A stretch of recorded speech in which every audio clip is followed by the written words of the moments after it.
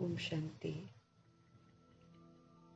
आज अव्यक्त बाप दादा की मुरली है और अव्यक्त मुरली समझने के लिए बाप दादा हम आत्माओं को समझ देते हैं कि अव्यक्त स्थिति में स्थित होकर फिर इसे सुनो, फिर इसे समझो तो ये समझ में आती है। अव्यक्त स्थिति माना व्यक्त भाव और व्यक्त भावना से बिल्कुल परे हो जाना। देह का संबंध, देह के पदार्थ का कोई भी अटैचमेंट नहीं हो। बुद्धि रूपी पांव जो है इस देह रूपी पृथ्वी अर्थात प्रकृति की आकर्षण से बिल्कुल परे हो। स्थिति जो है ये स्थूल देश में प्रवेश कर कर्मेंद्रियों से कार्य कर रहे हैं, इस तरह की जो अभ्यास है ये हमारा पक्का हो कि हम कर्म इंद्रियों का आधार लेकर कार्य करते हैं। हम आत्माएं देह में प्रवेश करते हैं।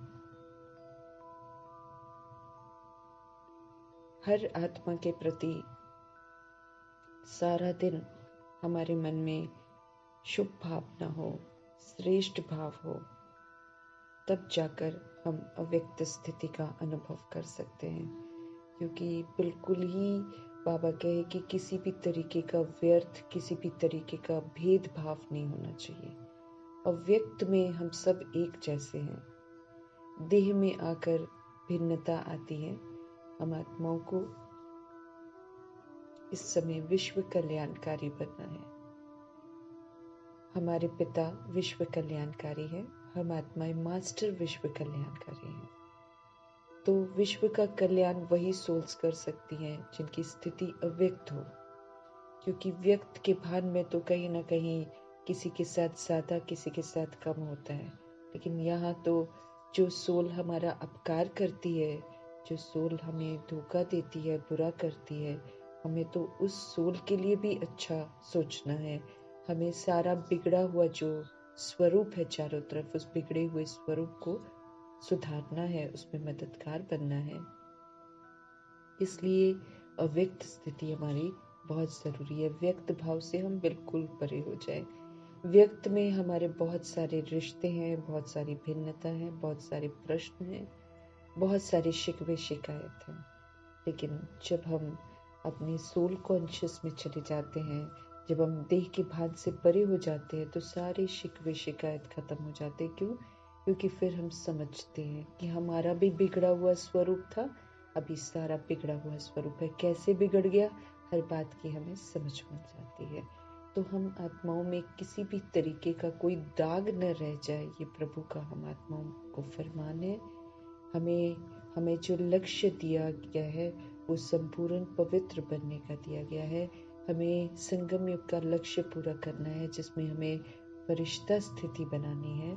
फरिश्ता स्थिति बनाते बनाते जाकर हम फरिश्ते बनेंगे। फरिश्ते जो बनेंगे वही सचखंड में आएंगे, वही प्रभु के वारिस बच्चे बनेंगे और वही प्रभु से पूरा वर्षा लेंगे।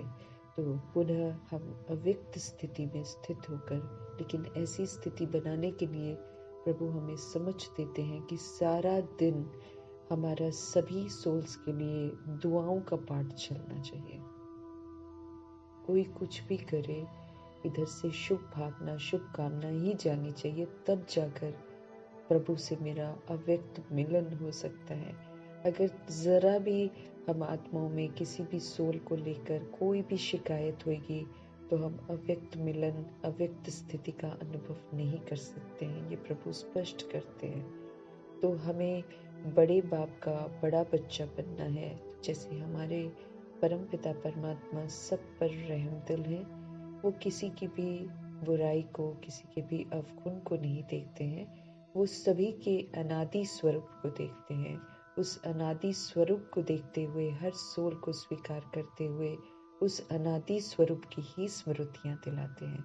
ऐसे ही हम आत्माओं को भी मास्टर विश्व कल्याणकारी बनना है। हमें भी अनादि स्वरूप में, अनादि आदि स्वरूप की विशेषताओं के साथ दूसरी सोल्स को जगाना है।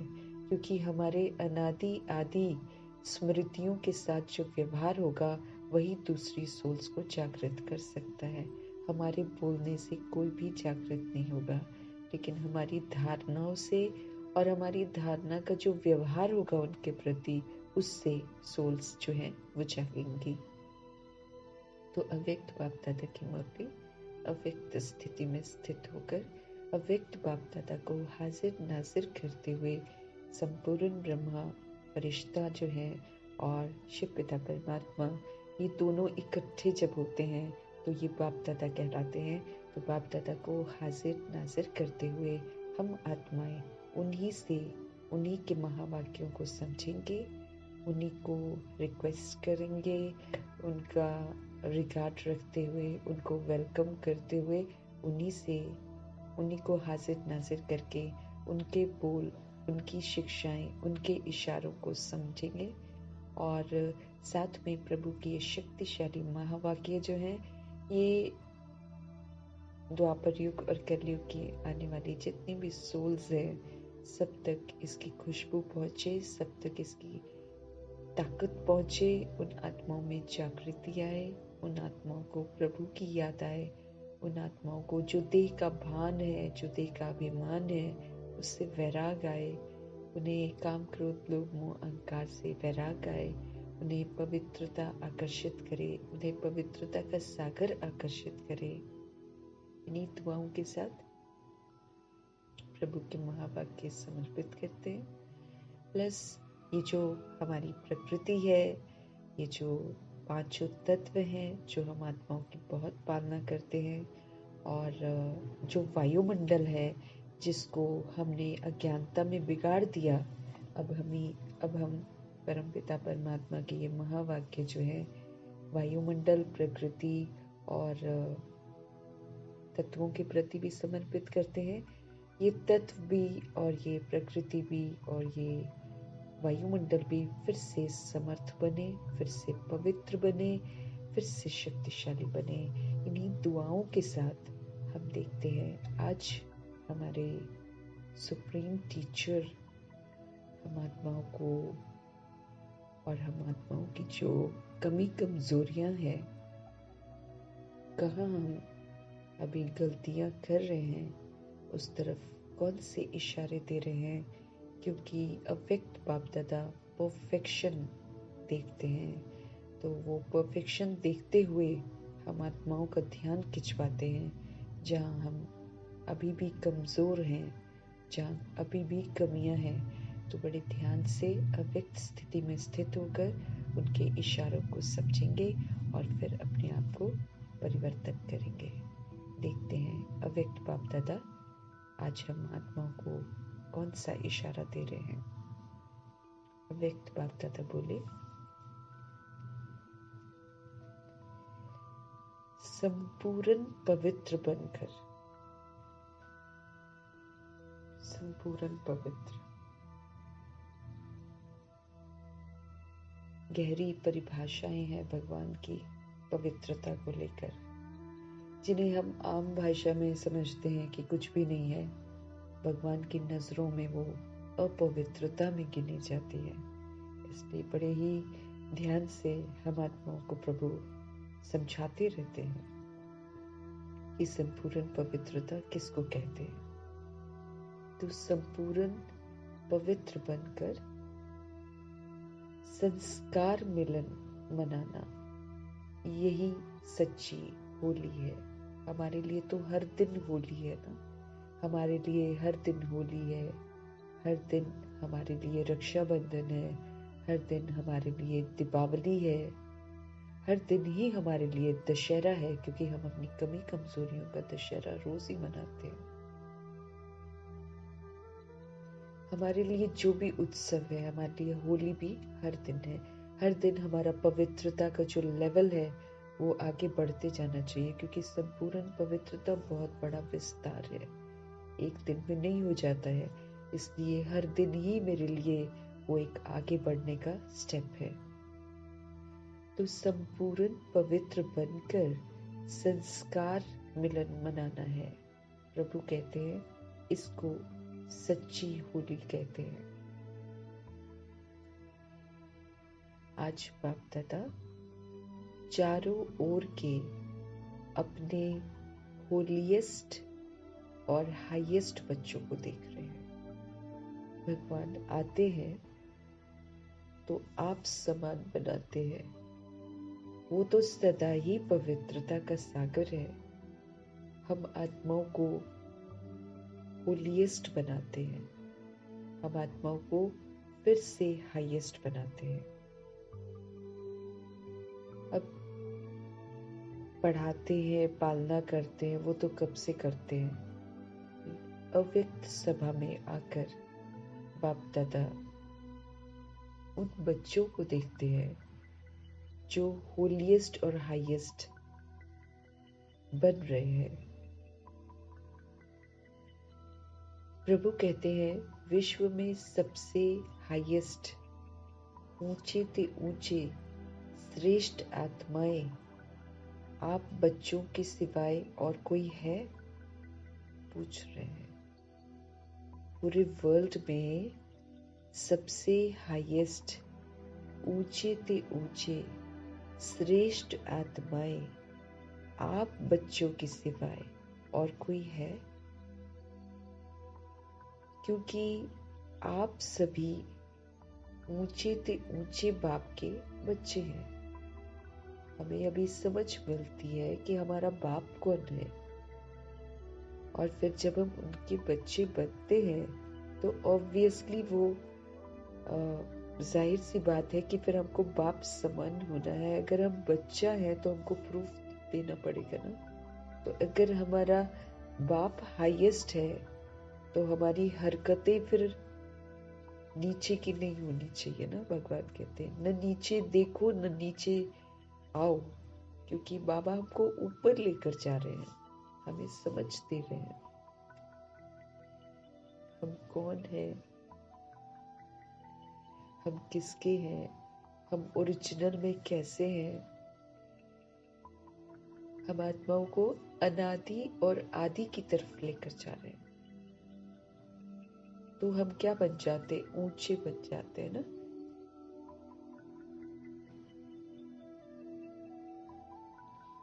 तो ऊंचे ते ऊंचे बाप कि अभी हम बच्चे बने हैं, तो भगवान हमसे पूछ रहे हैं कि विश्व में सबसे हाईएस्ट, ऊंचे ते ऊंचे श्रेष्ठ आत्माएं आप बच्चों के सिवाय और कोई है।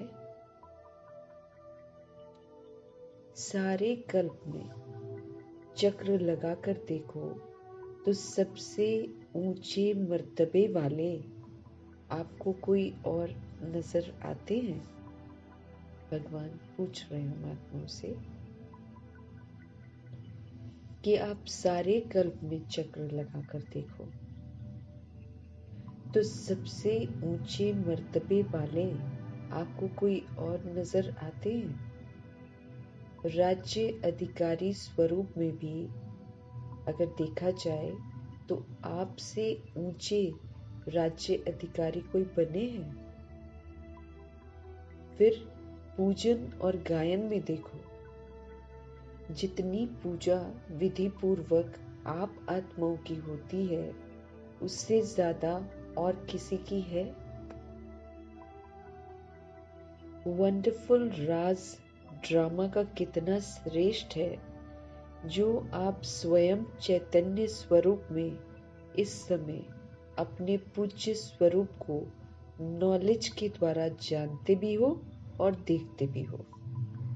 जो भी वंडरफुल राज प्रभु अभी स्पष्ट कर रहे हैं ना, ऊंचे राज्य अधिकारी, पूजन और गायन योग्य, ये सारा जो राज समझा रहे हैं भगवान, तो वंडरफुल राज जो ड्रामा का है वो कितना श्रेष्ठ है जो आप स्वयं चैतन्य स्वरूप में अभी शरीर में रहते हुए इस समय एक तरफ अपने पूज्य स्वरूप को नॉलेज के द्वारा जान भी रहे हो और साथ में देख भी रहे हो कि कैसे पूजन हो रहा है, कैसे भगत पूजा करते हैं, सब देख रहे हैं। एक तरफ आप चैतन्य आत्माएं हैं और दूसरी तरफ आपके जड़ चित्र पूज्य रूप में है। एक तरफ हम शरीर में हैं हम भगवान से पढ़ रहे हैं और भगवान कह रहे हैं दूसरी तरफ जड़ रूप में भी हो और चैतन्य रूप में भी हो। तो अपने पूज्य स्वरूप को देख रहे हो ना। आपके जड़ चित्र जो है भगवान कहते वो पूज्य रूप में है। तो अपनी पूज्य स्वरूप को देख रहे हो ना, जड़ रूप में भी हो और साथ में तुम चैतन्य रूप में भी हो। तो वंडरफुल खेल है ना। और राज्य के हिसाब से भी सारे कल्प में देखो तो आपका जो राज्य है वो निर्विघ्न है, अखंड है, अटल है। एक आप आत्माओं का ही चलता है 2500 वर्ष, नहीं तो कहाँ चलता है किसी का। भगवान कह रहे हैं अगर आप राज्य के हिसाब से देखते हो तो सारा कल्प देखो, उसमें 2500 वर्ष निर्विघ्न अखंड अटल राज्य सिर्फ आप आत्माओं का ही चलता है। राजे तो बहुत बनते हैं बाबा के, बहुत बनते हैं। तो कलयुग के अंत तक भी थे राजे, तो कलयुग के अंत तक भी थे। दादा लेखराज का संपर्क था राजाओं के साथ, लेन देन, वो ज्वेलरी वगैरह जो देते थे वो उनका था उनके साथ। तो राजाओं के साथ वो मिलते थे। मानो तो भगवान कह रहे राजे तो बहुत बनते हैं, लेकिन आप विश्व राजन, वह विश्व राजन की जो रॉयल फैमिली है वो तो सबसे श्रेष्ठ है। सचखंड में आने वाली जो सोल्स हैं, लक्ष्मी नारायण और फिर उनकी जो रॉयल फैमिली है वो तो सबसे श्रेष्ठ है। तो प्रभु कहते हैं आप राज्य में भी हाईएस्ट हो, पूज्य रूप में भी हाईएस्ट हो, और अभी संगम पर परमात्म वर्षे के अधिकारी, परमात्म मिलन के अधिकारी, परमात्म प्यार के अधिकारी, परमात्म परिवार की आत्माएं और कोई बनती है क्या? एहसास दिला रहे ना, क्योंकि जब तक रूहानी नशा चढ़ता नहीं है तब तक वो पूज्य वाले कर्म होते नहीं है। इसलिए स्मृतियां दिला रहे हैं कि तुम सोचो कि ये विश्व राजन और विश्व राजन की जो रॉयल फैमिली है ये तो सबसे श्रेष्ठ है। तो एहसास दिला रहे हैं कि राज्य में भी हाईएस्ट हो, पूज्य रूप में देखो तो उसमें भी हाईएस्ट हो, और अभी संगम पर परमात्मा के वर्षे के अधिकारी हो, परमात्मा के मिलन के अधिकारी हो, परमात्मा के प्यार के अधिकारी हो, परमात्मा परिवार की आत्माएं और कोई बनती है क्या? अभी तो हक मिला है परमात्मा परिवार की आत्मा बनने का, इतना भी हक प्रभु ने दिया हुआ है। तो क्या कोई और बनता है? आप ही बने हो ना, बन गए हो या बन रहे हो? फिर देखो सवाल पर आ गया। भगवान हम आत्माओं को पहले ऊंची स्मृति दिलाते हैं, होलीएस्ट एंड हाईएस्ट। फिर होलीएस्ट हाईएस्ट की क्या विशेषता है वो स्पष्ट करते हैं। फिर पूछते हैं कि आप ही ऐसी आत्मा बने हो ना। फिर ये भी पूछते हैं आप बन गए हो या बन रहे हो? हाईएस्ट और होलीएस्ट आप बन गए हो?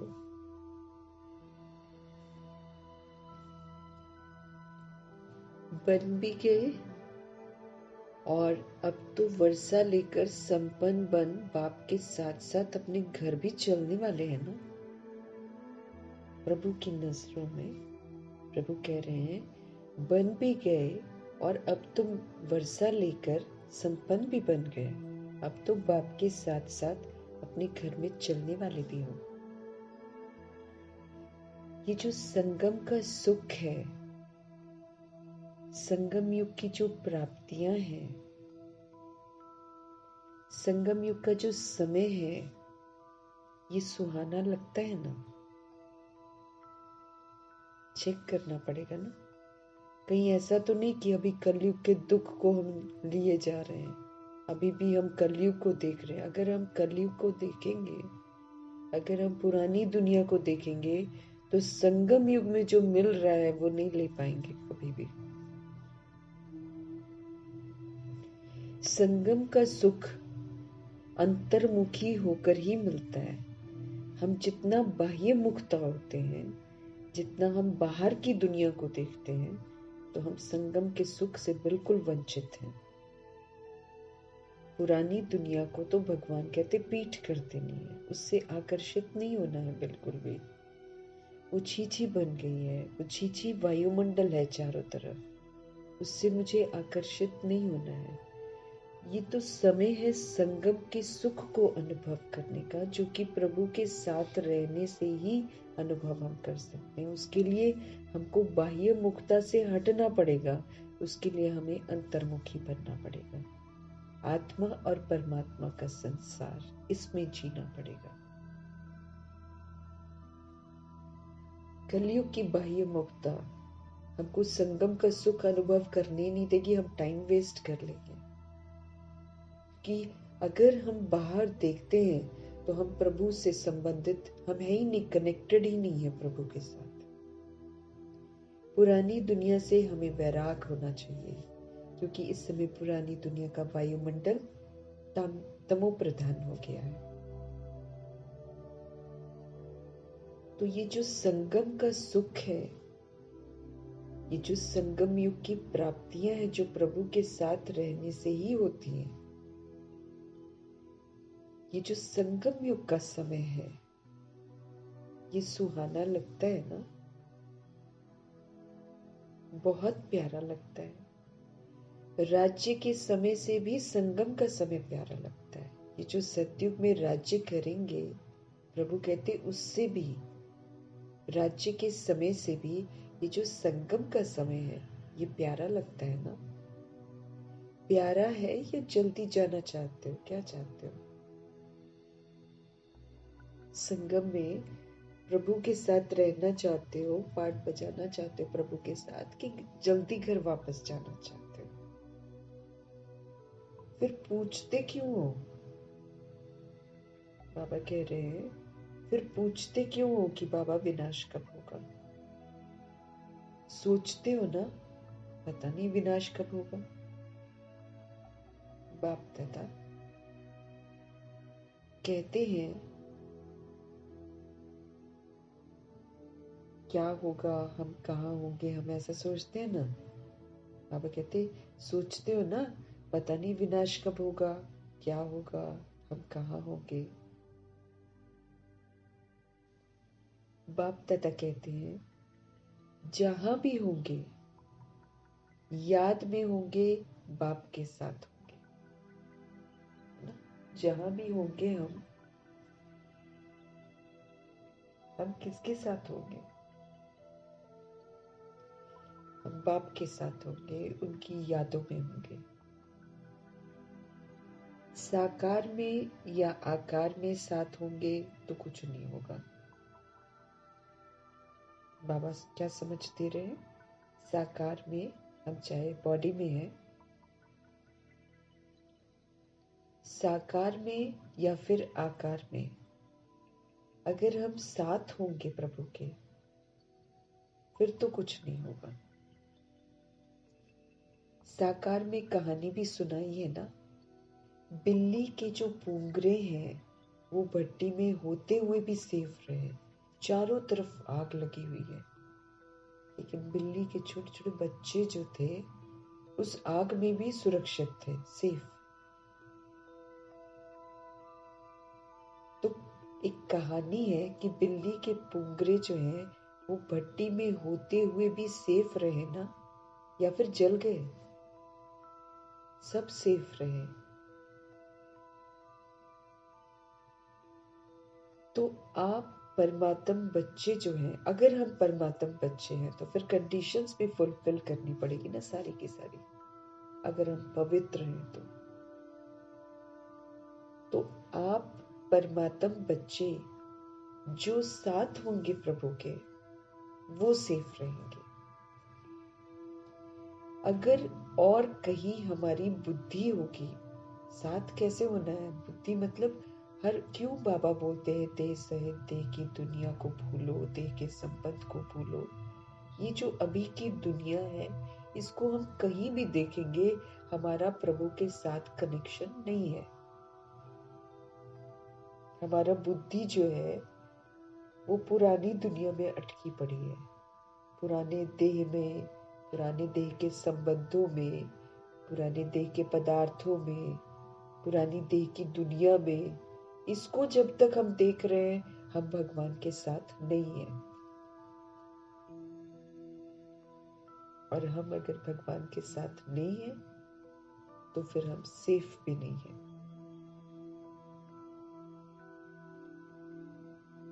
आप परमात्म बच्चे, प्रूफ भी देना पड़ेगा भाई, हम परमात्म बच्चे हैं, एक बाप दूसरा न कोई। फिर तो आप परमात्म बच्चे जो साथ होंगे बाबा के, वो कहीं भी रहते सेफ रहेंगे।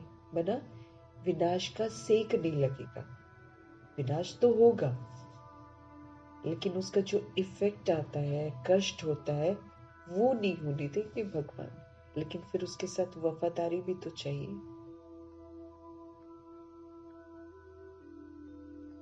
अगर और कहाँ भी आपकी बुद्धि होगी तो कुछ न कुछ तो आपको विनाश का सेक लगेगा ही लगेगा, कष्ट होगा ही होगा, कुछ न कुछ आप पर प्रभाव होगा।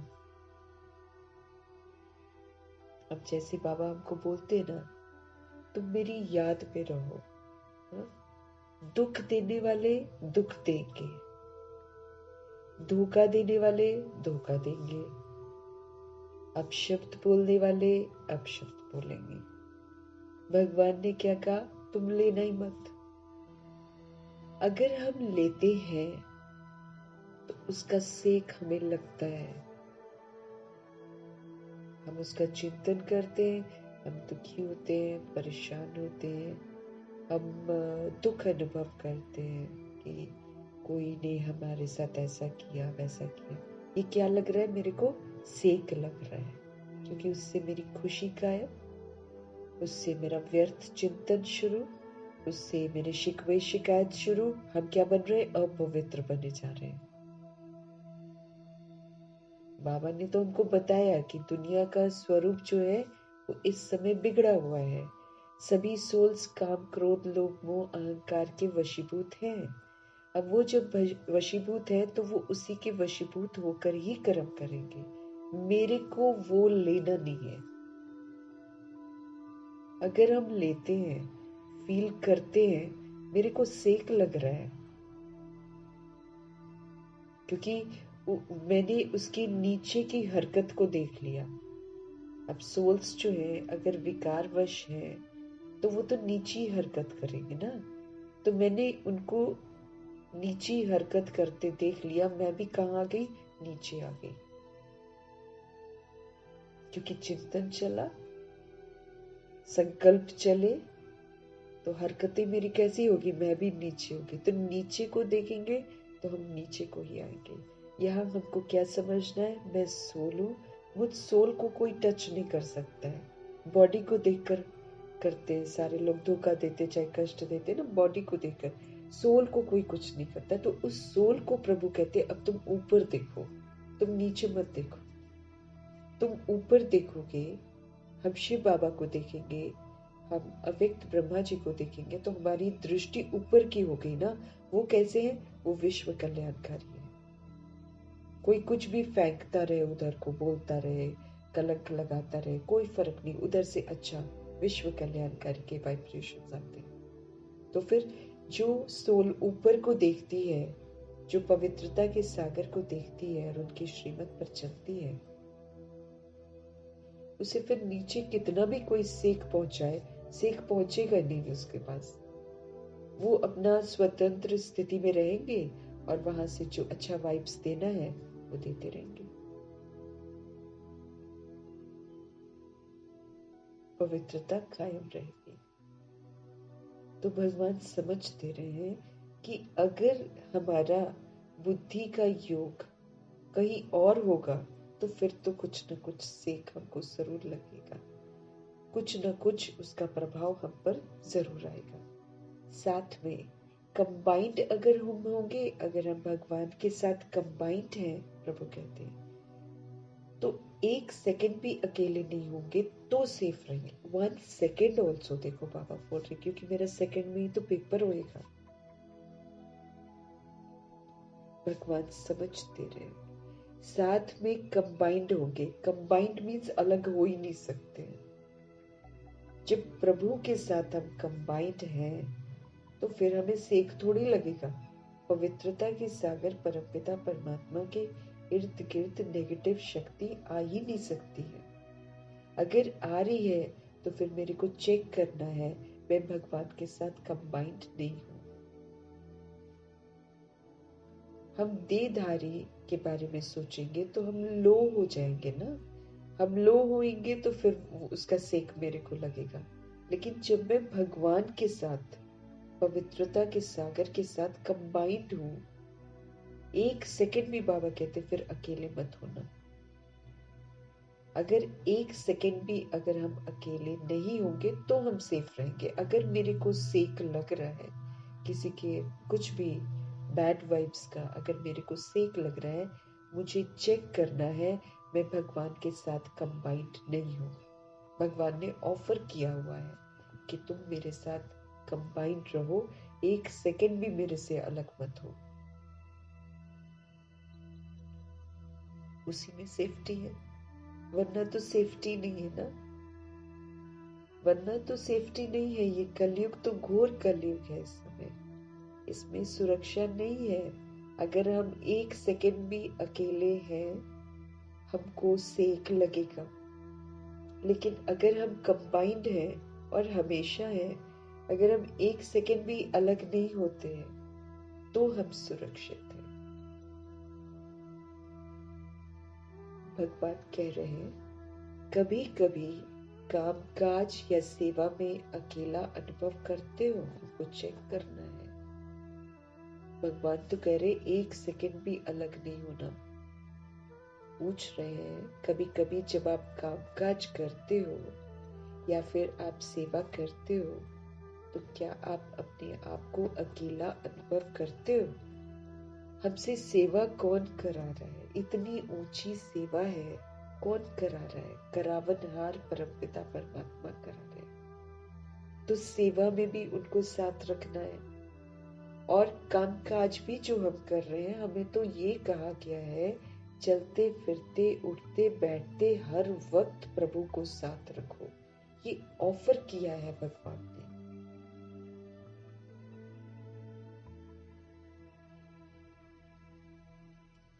अगर हम उनको अपने साथ रखते हैं, उनकी गारंटी है कि हमको सेक लग नहीं सकता। अगर मेरे को सेक लग रहा है, मुझे चेक करना है मैंने भगवान को अपने साथ कंबाइंड नहीं रखा है।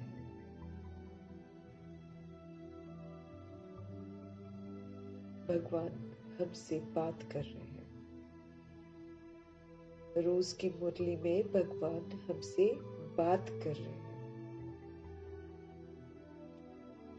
भगवान कहते हैं कभी कभी जब आप काम काज करते हो या फिर सेवा करते हो तो क्या आप अकेला अनुभव करते हो? अगर हम भारी होते हैं तो हम अकेले हैं। हम भगवान को साथ रख के नहीं कर रहे हैं, हम बॉडी कॉन्शियस होकर काम कर रहे हैं।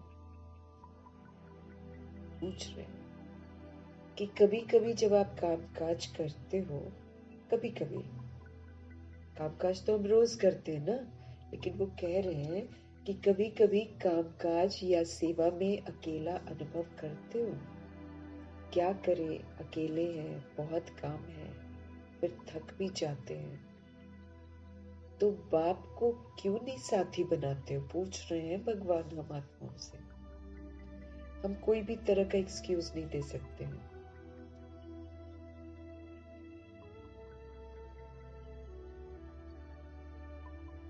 बोल रहे हैं, ऐसा बोलते हैं हम लोग काम करते समय। भगवान कहते क्या बोलते हैं, क्या करें, अकेले है ना, बहुत काम है, फिर थक भी जाते हैं। अब भगवान हमसे प्रश्न पूछ रहे हैं, आप बाप को क्यों नहीं साथी बनाते हो? दो भुजा वालों को साथी बना देते हो।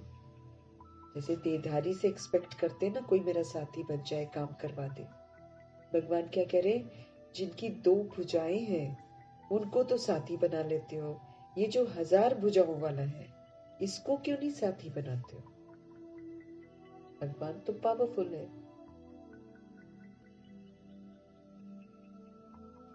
तो ये जो 1000 भुजाओं वाला है इनको क्यों नहीं साथी बना? ये तो 800 करोड़ आबादी खड़ी हो जाए ना और बाबा के साथ रहे और बाबा को साथी बनाए, भगवान में क्षमता है 800 करोड़ के साथ खड़े होकर काम करवा देंगे। तो भगवान पूछ रहे हैं, दो भुजा वाले के पीछे चले जाते हो, वो तो करेगा नहीं करेगा, 10 बातें सुनाएगा, सहयोग देगा नहीं देगा, लेकिन यहाँ तो 1000 भुजाओं वाला जो 1 सेकंड में, 2 सेकंड में, 5 मिनट में काम करवा के खत्म भी करवा देगा, उसको क्यों नहीं साथी बनाते? पूछ रहे हैं महात्माओं से। आपको कौन सहयोग देगा ज्यादा, दो भुजाधारी कि 1000 भुजा वाला? कौन देगा, कौन ज्यादा सहयोग देगा, 1000 भुजा वाला या 2 भुजा वाला? कौन देगा आपको सहयोग?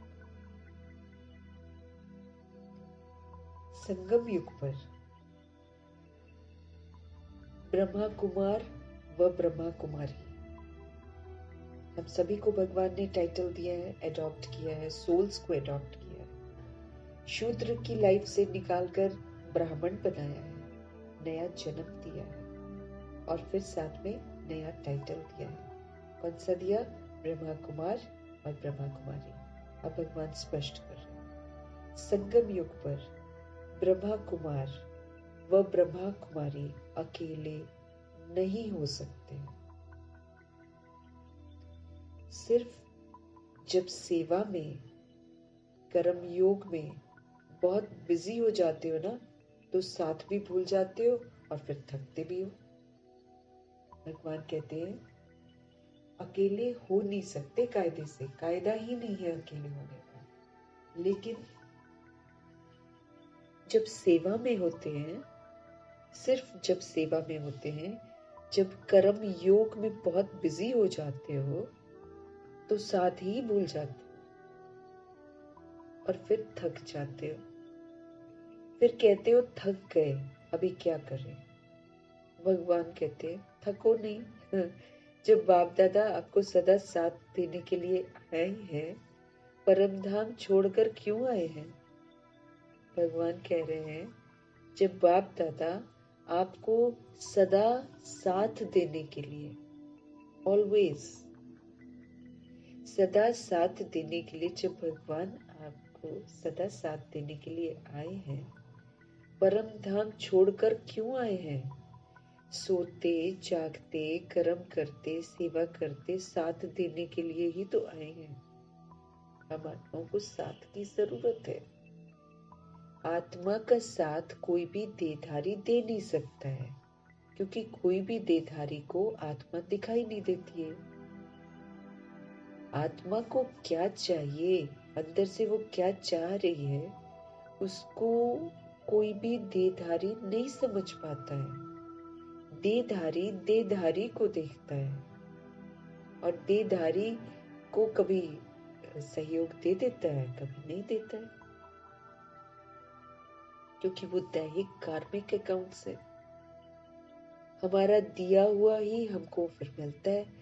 अगर हमने सहयोग दिया होता है तो मेरे को सहयोग मिल जाता है। तो बाप दादा ही शिव बाबा जो हैं परम धाम से आए हैं, क्योंकि सिर्फ वही आत्मा की हालत को समझते हैं और सिर्फ वही आत्मा को सहयोग दे सकते हैं। किस सोल को कैसा सहयोग चाहिए वो परमात्मा ही दे सकते हैं, क्योंकि परमात्मा को आत्मा ही दिखाई देती है, देहधारी को देहधारी दिखाई देता है। तो भगवान कहते हैं, बाप दादा आपको सदा साथ देने के लिए ही तो आए हैं। परम धाम छोड़कर क्यों आए हैं? सोते जागते कर्म करते सेवा करते साथ देने के लिए ही तो आए हैं। सोते हुए भी हमें उनकी जरूरत है, जागते हुए भी हमें प्रभु की जरूरत है। कर्म करते सेवा करते साथ देने के लिए आए हैं, क्योंकि हमको उसकी जरूरत है, क्योंकि हमको संपूर्ण पवित्र बनना है। हमारा सोना भी खंडित नहीं होना चाहिए, कोई स्वप्न नहीं आना चाहिए। जागते भी कहीं हमें विस्मृत नहीं होना है, हमें संपूर्ण पवित्र बनना है। इसलिए प्रभु आए हुए हैं साथ देने के लिए भी। सोने समय भी तुम मेरे को अपने साथ रखो, तुम जागते हुए भी मेरे को सदा साथ रखो, तुम कर्म करते भी मेरे को सदा साथ रखो, तुम सेवा करते भी मेरे को सदा साथ रखो। तो हमारी पवित्रता खंडित नहीं होगी, क्योंकि पवित्रता के सागर को मैंने साथ रखा है। उनके साथ रहने से कोई भी इवल पावर, कोई भी माया हमारे प्रवेश नहीं कर सकती है, रावण प्रवेश नहीं कर सकता। बाबा ने बोला हुआ है, अगर तुमको सेक लगता है तो तुम चेक करो, तुम मर्यादा की लकीर को क्रॉस करते हो, तुम अपने को देह समझते हो, तुम दूसरों को देह समझते हो। तो हम लकीर क्रॉस करते हैं, मेरे को सेक लगता है। अगर मर्यादा की लकीर के अंदर है तो वहां का नियम है, अपने को आत्मा समझो, सारा कनेक्शन परमात्मा के साथ रखो। अगर मैं मर्यादा की लकीर के अंदर हूँ, रावण अंदर आ नहीं सकता है। रावण के पास जाने के लिए भगवान कहते तुमको मर्यादा की लकीर क्रॉस करनी पड़ती है। और जब कभी हमें कहीं का सेक लगे तो हमें चेक करना है, हम प्रभु की बनाई हुई मर्यादाओं को क्रॉस कर रहे हैं, हम अपने को देह समझ रहे हैं, इसलिए सेक लगता है। तो भगवान कह रहे हैं अब हमको बनना है संपूर्ण पवित्र। इसीलिए प्रभु सोते हुए जागते हुए कर्म करते हुए सेवा करते हुए साथ देने के लिए ही तो आए हैं परम धाम से, ताकि उनके साथ में रहकर हम संपूर्ण पवित्र बन जाएं।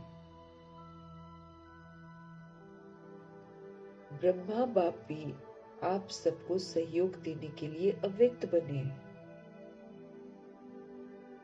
अब ब्रह्मा जी, प्रजापिता ब्रह्मा तो बहुत अच्छा अपना पुरुषार्थ कर रहे थे, अपना पुरुषार्थ फटाफट खत्म करके वो अव्यक्त बने। अव्यक्त बने सहयोग देने के लिए सभी को, ताकि जैसे मैं व्यक्त से अव्यक्त बना, बाकी सोल्स भी बने, फटाफट बने। तो सहयोग देने के लिए वो अव्यक्त बने। व्यक्त रूप से अव्यक्त रूप में सहयोग देने की रफ्तार बहुत तीव्र है, क्योंकि व्यक्त रूप में बॉडी में रहते हुए नहीं कर पा रहे थे उतना। अभी तो अव्यक्त रूप में पूरा वर्ल्ड घूम लेते हैं, व्यक्त रूप में थोड़ी घूम पाते थे, लिमिटेड था ना सारा कुछ, अब अनलिमिटेड हो गया है। तो व्यक्त रूप से अव्यक्त रूप में सहयोग देने की जो रफ्तार है वो बहुत फास्ट है। इसलिए ब्रह्मा बाप ने भी अपना वतन जो है चेंज कर दिया, साकार से सूक्ष्म में चले गए। अब सूक्ष्म में शक्ति है ज्यादा, सूक्ष्म में बहुत पावर है। हम जितना बॉडी में आते हैं ना, उतना हम भारी होते चले जाते हैं, और जितना हम बॉडी से परे होते चले जाते हैं उतना हम सशक्त बनते जाते हैं। जितना सूक्ष्म अवस्था होगी उतना हम शक्तिशाली होंगे। इसलिए भगवान हमको समझ देते हैं, व्यक्त से अव्यक्त बनो, ये व्यक्त भाव को छोड़ दो। जितना हम आत्माएं, हमारे हाथ में ही पावर है, जितना हम आत्माएं सूक्ष्म बनते जाएंगे उतना प्रभु से संबंध मेरा और क्लोज होता जाएगा, उतना मैं आत्मा सशक्त फरिश्ता स्थिति बना सकती हूँ। तो अव्यक्त रूप में सहयोग देने की जो स्पीड है वो बहुत तीव्र है।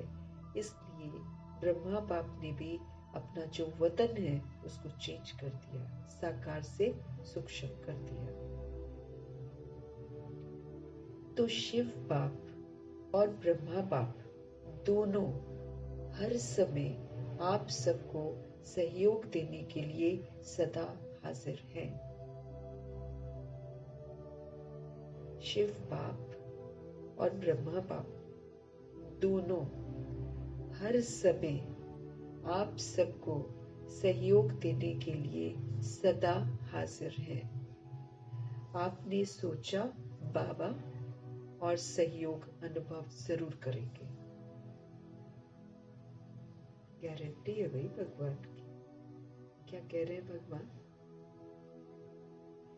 कि शिव बाप और ब्रह्मा बाप दोनों हर समय आप सबको सहयोग देने के लिए सदा हाजिर है। आपने सोचा बाबा और सहयोग आप अनुभव जरूर करेंगे। क्या कह रहे हैं भगवान? आपने सोचा बाबा और सहयोग अनुभव करेंगे। अगर सेवा सेवा सेवा सिर्फ वही याद है, बाप को किनारे बैठ देखने के लिए अलग कर देते हो, तो बाप भी फिर साक्षी होकर देखते हैं। यहाँ तो कंबाइंड रहना है ना हर सब। भगवान कहते क्या करते हैं? सेवा सेवा सेवा, वही याद रह जाती है। और क्या करते हैं? बाप को भूल जाते हैं। बाप को किनारे बैठ देखने के लिए अलग कर देते हैं। तो फिर बाप क्या करेगा? फिर थोड़ी मदद करेंगे। बाप फिर साक्षी होकर देखते हैं। डिटैच ऑब्जर्वर जो होता है ना, वैसे देखते हैं। देखें कहां तक अकेले करते हैं। क्या देखते हैं? देखते हैं कहां तक अकेले करते हैं। फिर भी आने तो यहां ही है। थक थका कर फिर वापस बाप के पास आते हैं। तो भगवान क्या कह रहे हैं?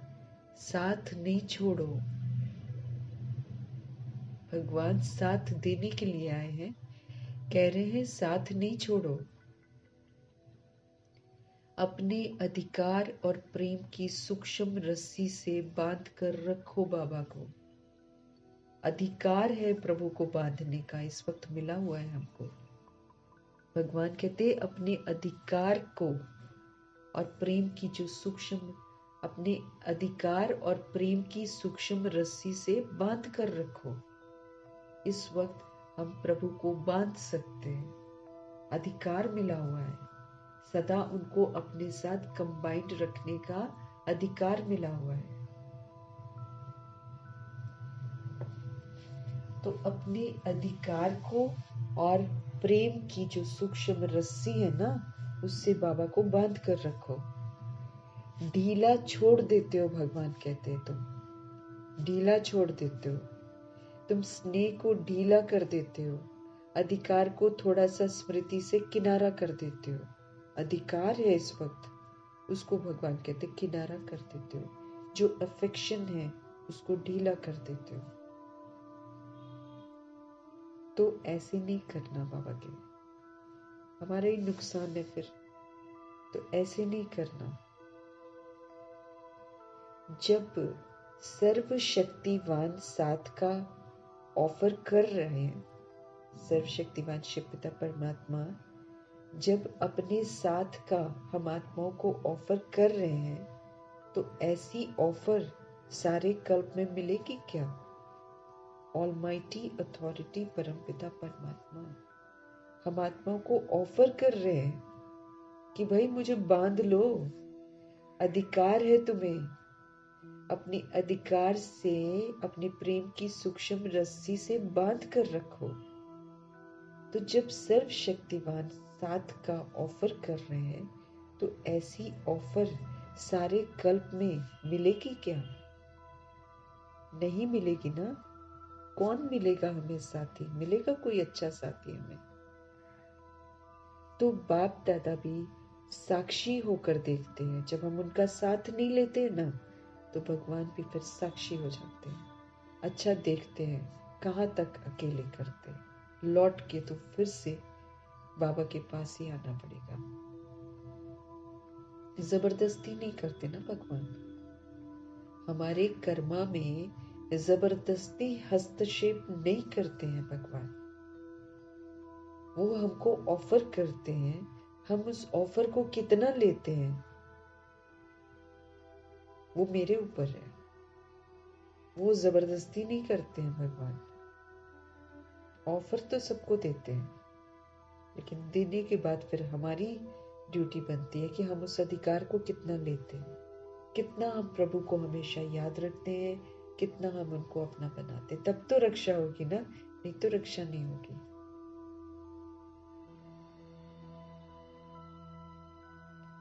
तो भगवान कहते हैं संगम युग के सुख और सुहेजों को इमर्ज रखो। हमें क्या क्या मिलता है अभी प्रभु के साथ। ये संगम युग का जो सुख है, यहाँ पे जो अनेक चीजें, अनेक प्राप्तियां प्रभु से होती हैं, उनको प्रभु कहते इमर्ज रखो, हमेशा इमर्ज रखो। बुद्धि बिजी रहती है ना, तो बिजी होने के कारण स्मृति फिर मर्ज हो जाती है। भगवान कहते हैं बुद्धि को क्या करते हैं, हम इधर उधर बिजी कर देते हैं। फिर बिजी होने के कारण भगवान कहते जो स्मृतियां इमर्ज होनी चाहिए वो फिर से मर्ज हो जाती है। आप सोचो, सारे दिन में किसी से भी पूछें कि बाप याद रहता है या बाप की याद भूलती है। प्रभु कहते हैं आप सोचो, सारे दिन में अगर किसी से भी पूछें कि बाप याद रहता है या बाप की याद भूलती है, तो क्या कहेंगे? नहीं, ये तो राइट है कि याद रहता है, लेकिन इमर्ज रूप में रहता है या मर्ज रहता है? माना हमेशा इमर्ज, हमेशा स्मृति स्वरूप, हमेशा इमर्ज रूप में रहता है कि मर्ज रहता है? स्थिति क्या होती है? इमर्ज रूप की स्थिति और मर्ज रूप की स्थिति अंतर तो होता होगा ना। अगर मेरे को हमेशा शिव बाबा याद है तो मेरी स्थिति डिफरेंट होगी, और अगर मैं इस बात को भूलती हूँ या मर्ज हो जाता है तो स्थिति डिफरेंट होगी। तो इसमें क्या अंतर है?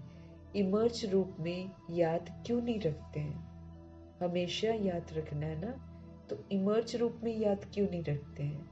इमर्ज रूप का नशा, इमर्ज रूप की शक्ति, इमर्ज रूप का जो सहयोग है, सफलता, वो तो बहुत बड़ा है। अगर हम सदा प्रभु की याद में रहते हैं, अगर वो मेरे प्रभु के साथ की जो स्मृतियां हैं, जो प्राप्तियां हैं, वो सदा इमर्ज रूप में है और उसका रूहानी नशा है, शक्ति है, सहयोग है, सफलता है, अगर हम देखें तो बहुत बड़ी है। याद तो भूल नहीं सकते क्योंकि एक जन्म का तो नाता नहीं है। याद तो भूलनी नहीं चाहिए भगवान कहते हैं, क्योंकि एक जन्म का रिश्ता थोड़ी है। चाहे शिव बाप सतयुग में साथ नहीं होगा, लेकिन नाता तो यही रहेगा ना। ये नाता कभी नहीं बदलता। परमात्मा के साथ जो हमारा नाता है आत्माओं का, वो कभी भी नहीं बदलता। रिलेशन तो वही रहता है, लेकिन नाता तो यही रहेगा ना। भूल नहीं सकता है, ये राइट है। हाँ, कोई विघन के वश हो जाते हो तो भूल भी जाता है, लेकिन वैसे जब नेचुरल रूप में रहते हो तो भूलता नहीं है, लेकिन क्या होता है, मर्ज रहता है, इमर्ज नहीं रहता है, स्पष्ट चित्त पर नहीं रहता है, अंदर चला जाता है, छिप जाता है।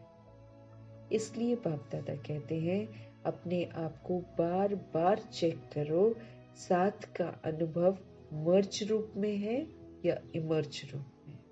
प्रभु मेरे साथ हैं, ये जो एक्सपीरियंस है ये इमर्ज रूप में रहता है कि मर्ज हो जाता है? प्यार तो है ही। प्यार टूट सकता है क्या? नहीं टूट सकता है ना प्रभु से प्यार।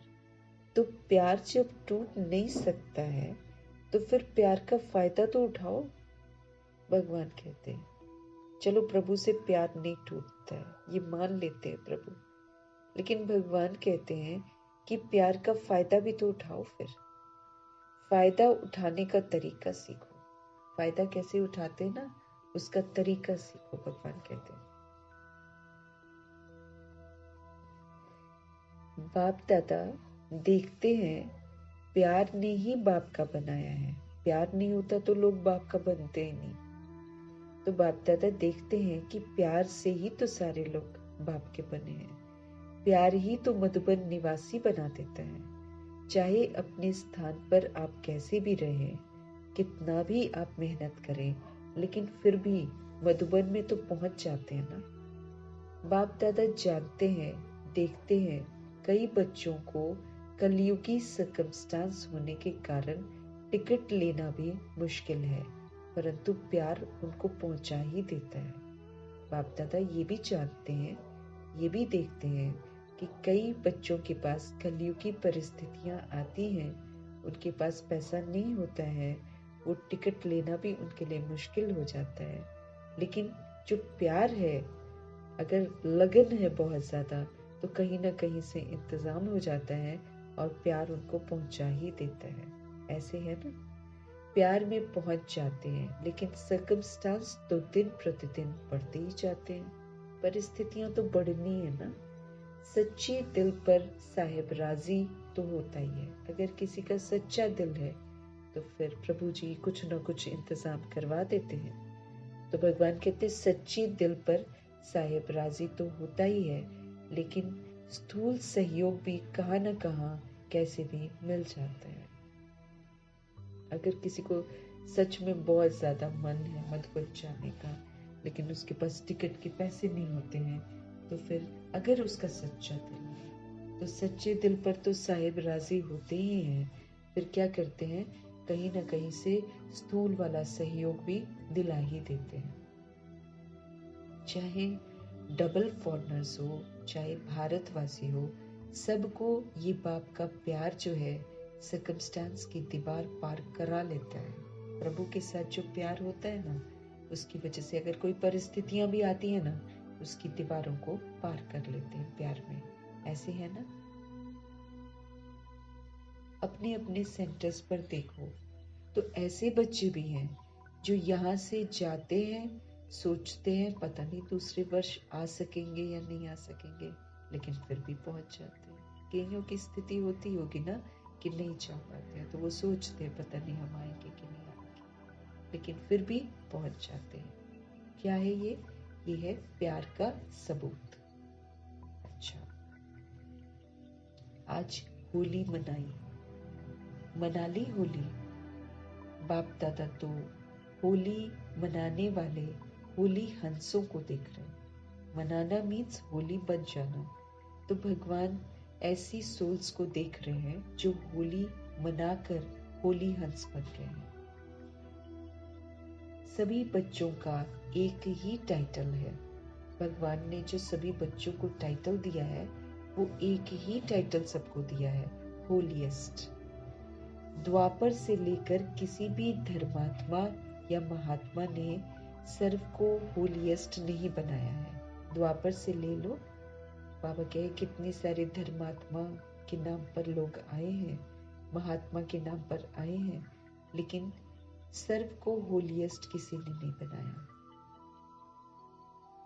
स्वयं बनते हैं, लेकिन अपने फॉलोअर्स को, साथियों को होलीएस्ट पवित्र नहीं बनाते। कई लोग सपोज करो घर छोड़ते हैं, पवित्र बनते हैं, लेकिन जो अपने फॉलोअर्स बना लेते हैं इतने सारे, उनको थोड़ी बोलते हैं कि तुम पवित्र हो। और यहाँ पर पवित्रता ब्राह्मण जीवन का मुख्य आधार है। बाबा के घर में यहाँ तो प्योरिटी बहुत जरूरी है, ब्राह्मण जीवन का मुख्य फाउंडेशन है। पढ़ाई भी क्या है, आपका स्लोगन भी है ना, पवित्र बनो और फिर योगी बनो। स्लोगन तो यही है ना। पढ़ाई क्या है, पवित्र बनना है और एक परम पिता परमात्मा के साथ योग लगाना है। तो पवित्र बनो, योगी बनो, यही तो स्लोगन है ना। पवित्रता ही महानता है, प्योरिटी जो है ये महानता है। पवित्रता ही योगी जीवन का आधार है। प्योरिटी हमारे योगी जीवन का फाउंडेशन है। कभी कभी बच्चे अनुभव करते हैं कि अगर चलते चलते मनसा में भी अपवित्रता अर्थात वेस्ट, अर्थात नेगेटिव, अर्थात परचिंतन के संकल्प चलते हैं तो कितना भी योग पावरफुल चाहते हैं लेकिन होता ही नहीं है, क्योंकि जरा भी अंश मात्र संकल्प में भी अगर किसी प्रकार की अपवित्रता है तो जहाँ अपवित्रता का अंश है वहाँ पवित्र बाप की याद जो है जैसा है वैसे आ ही नहीं सकती है। यहाँ का स्लोगन क्या है? पवित्र बनो, योगी बनो। पवित्रता महानता है, पवित्रता योगी जीवन का फाउंडेशन है। कभी कभी बच्चे एक्सपीरियंस करते हैं कि अगर चलते चलते मनसा में भी अपवित्रता अर्थात वेस्ट या नेगेटिव या परचिंतन के संकल्प अगर हमारे चलते हैं तो कितना भी योग अगर हम पावरफुल चाहते हैं लेकिन होता नहीं है। क्यों? क्योंकि जरा भी अंश मात्र संकल्प में भी किसी प्रकार की अगर अपवित्रता है तो जहाँ अपवित्रता का अंश है वहाँ पवित्र बाप की याद जो है जैसा है वैसे नहीं आ सकती है। वजह बता रहे हैं भगवान। जैसे दिन और रात इकट्ठे नहीं होते हैं, है ना, एक ही साथ दिन रात नहीं हो सकता ना। इसलिए बाप दादा वर्तमान समय पवित्रता के ऊपर हमारा अटेंशन बार बार खिंचवाते हैं।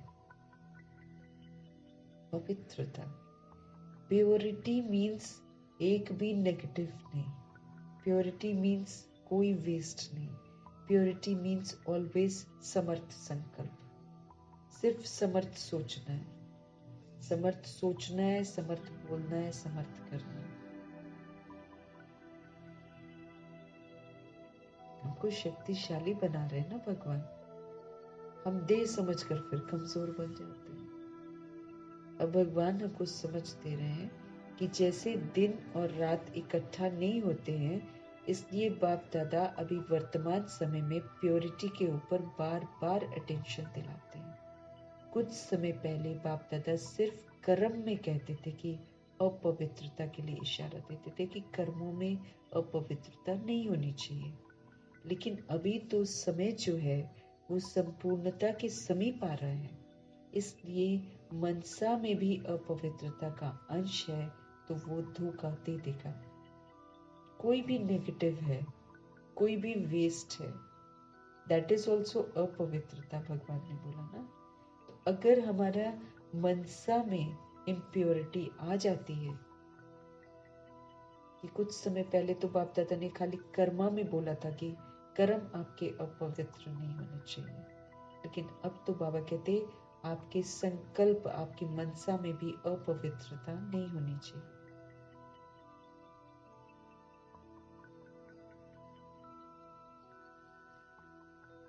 तो कुछ समय पहले बाप दादा सिर्फ कर्म में अपवित्रता के लिए इशारा देते थे, लेकिन अभी तो समय संपूर्णता के समीप आ रहा है, इसलिए मनसा में भी अपवित्रता का अंश जो है धोखा दे देगा। तो मनसा, वाचा, कर्मणा, संबंध, संपर्क सब में पवित्रता अति आवश्यक है। मनसा में निराकारी स्थिति, एकदम प्योरिटी। निराकार क्या हो जाता है? कोई देह का भान नहीं उसमें, तो मनसा बिल्कुल प्योर है, बॉडी है ही नहीं बीच में दिमाग में। मनसा प्योरिटी के लिए निराकारी स्थिति चाहिए। निराकार को कोई छू सकता है क्या? तो मनसा में सभी के प्रति निराकारी मनसा। वाचा में अहंकार नहीं होना चाहिए, और कर्मणा में किसी भी तरीके का विकार नहीं होना चाहिए। संबंध संपर्क में आत्मा भाई भाई, संबंध संपर्क में आत्मा भाई भाई, माना प्योरिटी। ये बहुत जरूरी है, भगवान कहते हैं। मनसा को कभी भी हल्का नहीं करना है, इसको हल्का कर देते हैं क्योंकि मनसा बाहर से दिखाई नहीं देती है मेरी, लेकिन मनसा धोखा बहुत देती है।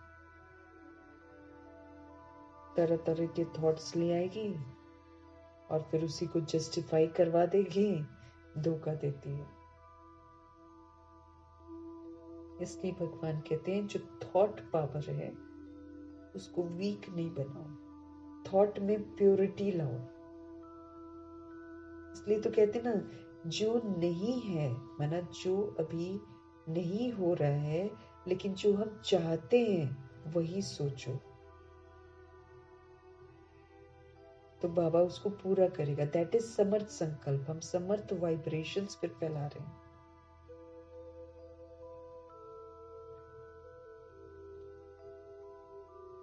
हर वक्त पॉजिटिव थॉट्स, भगवान कहते हैं, क्योंकि समझ देते हैं ना, नेगेटिव भी है तो इम्प्योरिटी है। अगर हम नकारात्मक भी सोच लेते हैं, इम्प्योरिटी है।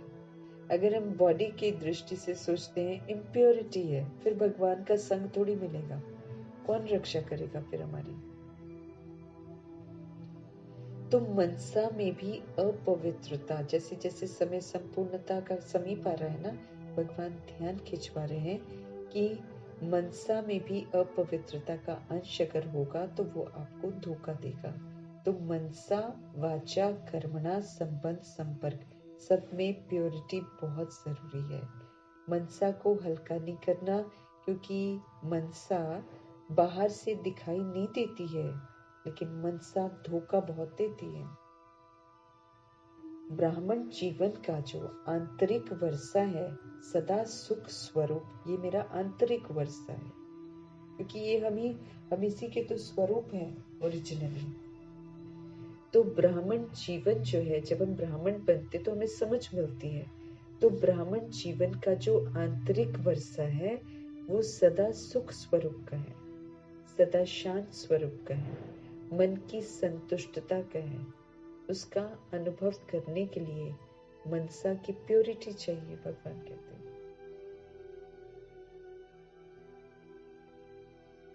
हमारा आंतरिक वर्षा जो है, ब्राह्मण जीवन का जो आंतरिक वर्षा है, भगवान कहते हैं वो सदा सुख स्वरूप का है, सदा शांत स्वरूप का है, मन की संतुष्टता का है। उसका अनुभव करने के लिए मनसा की बड़ी प्योरिटी चाहिए।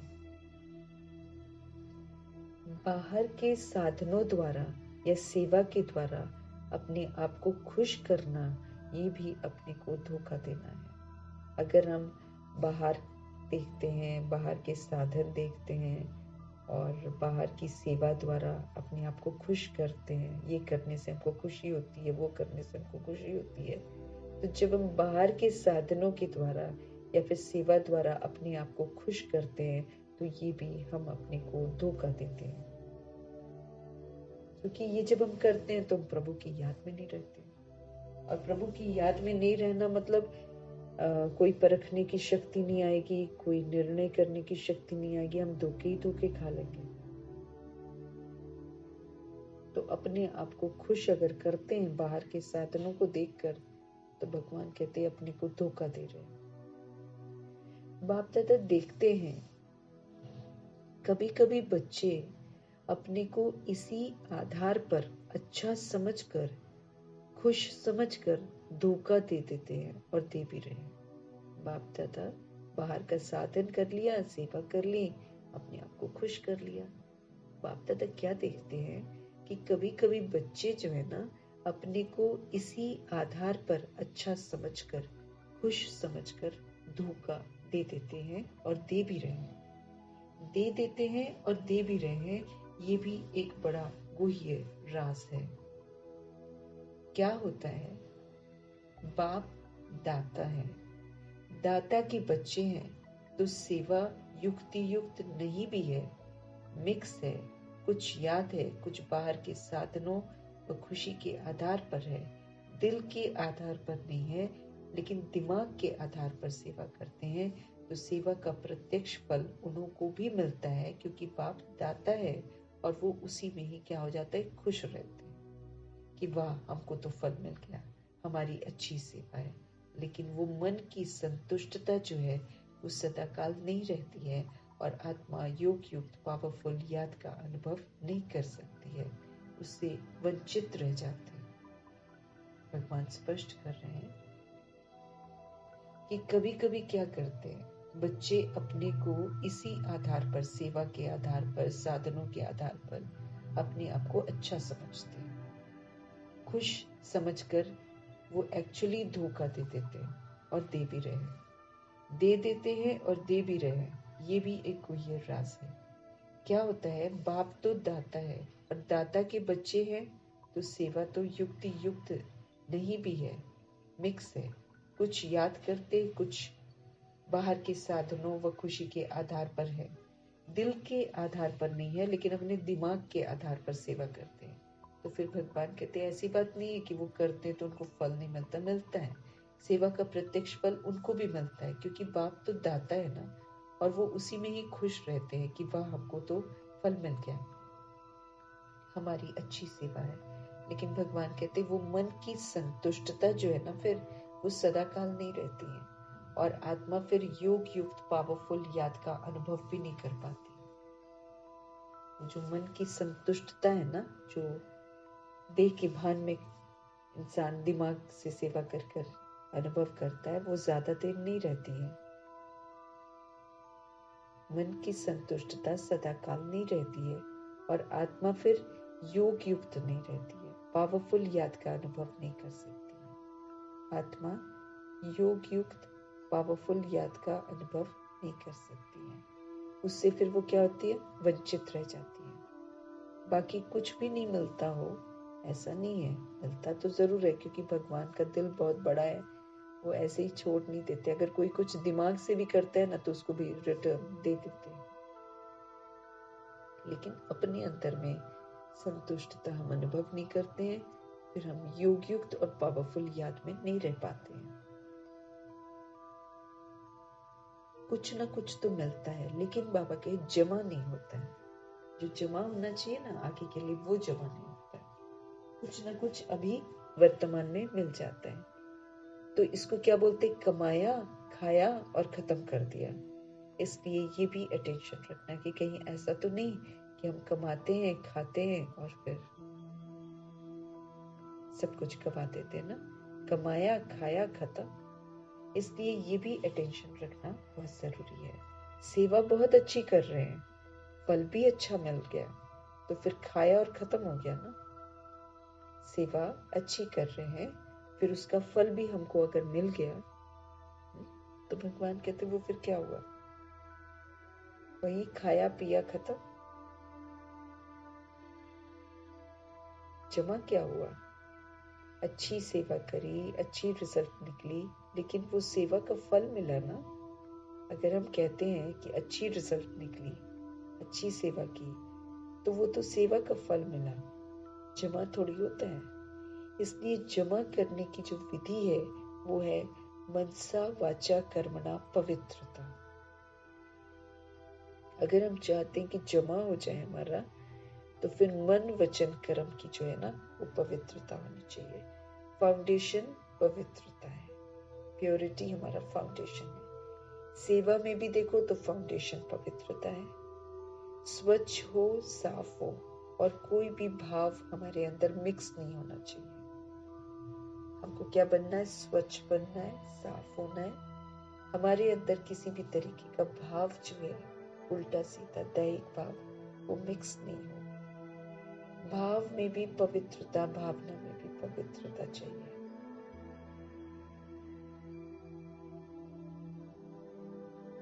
भगवान कहते हैं हमें स्वच्छ बनना है, हमें साफ बनना है।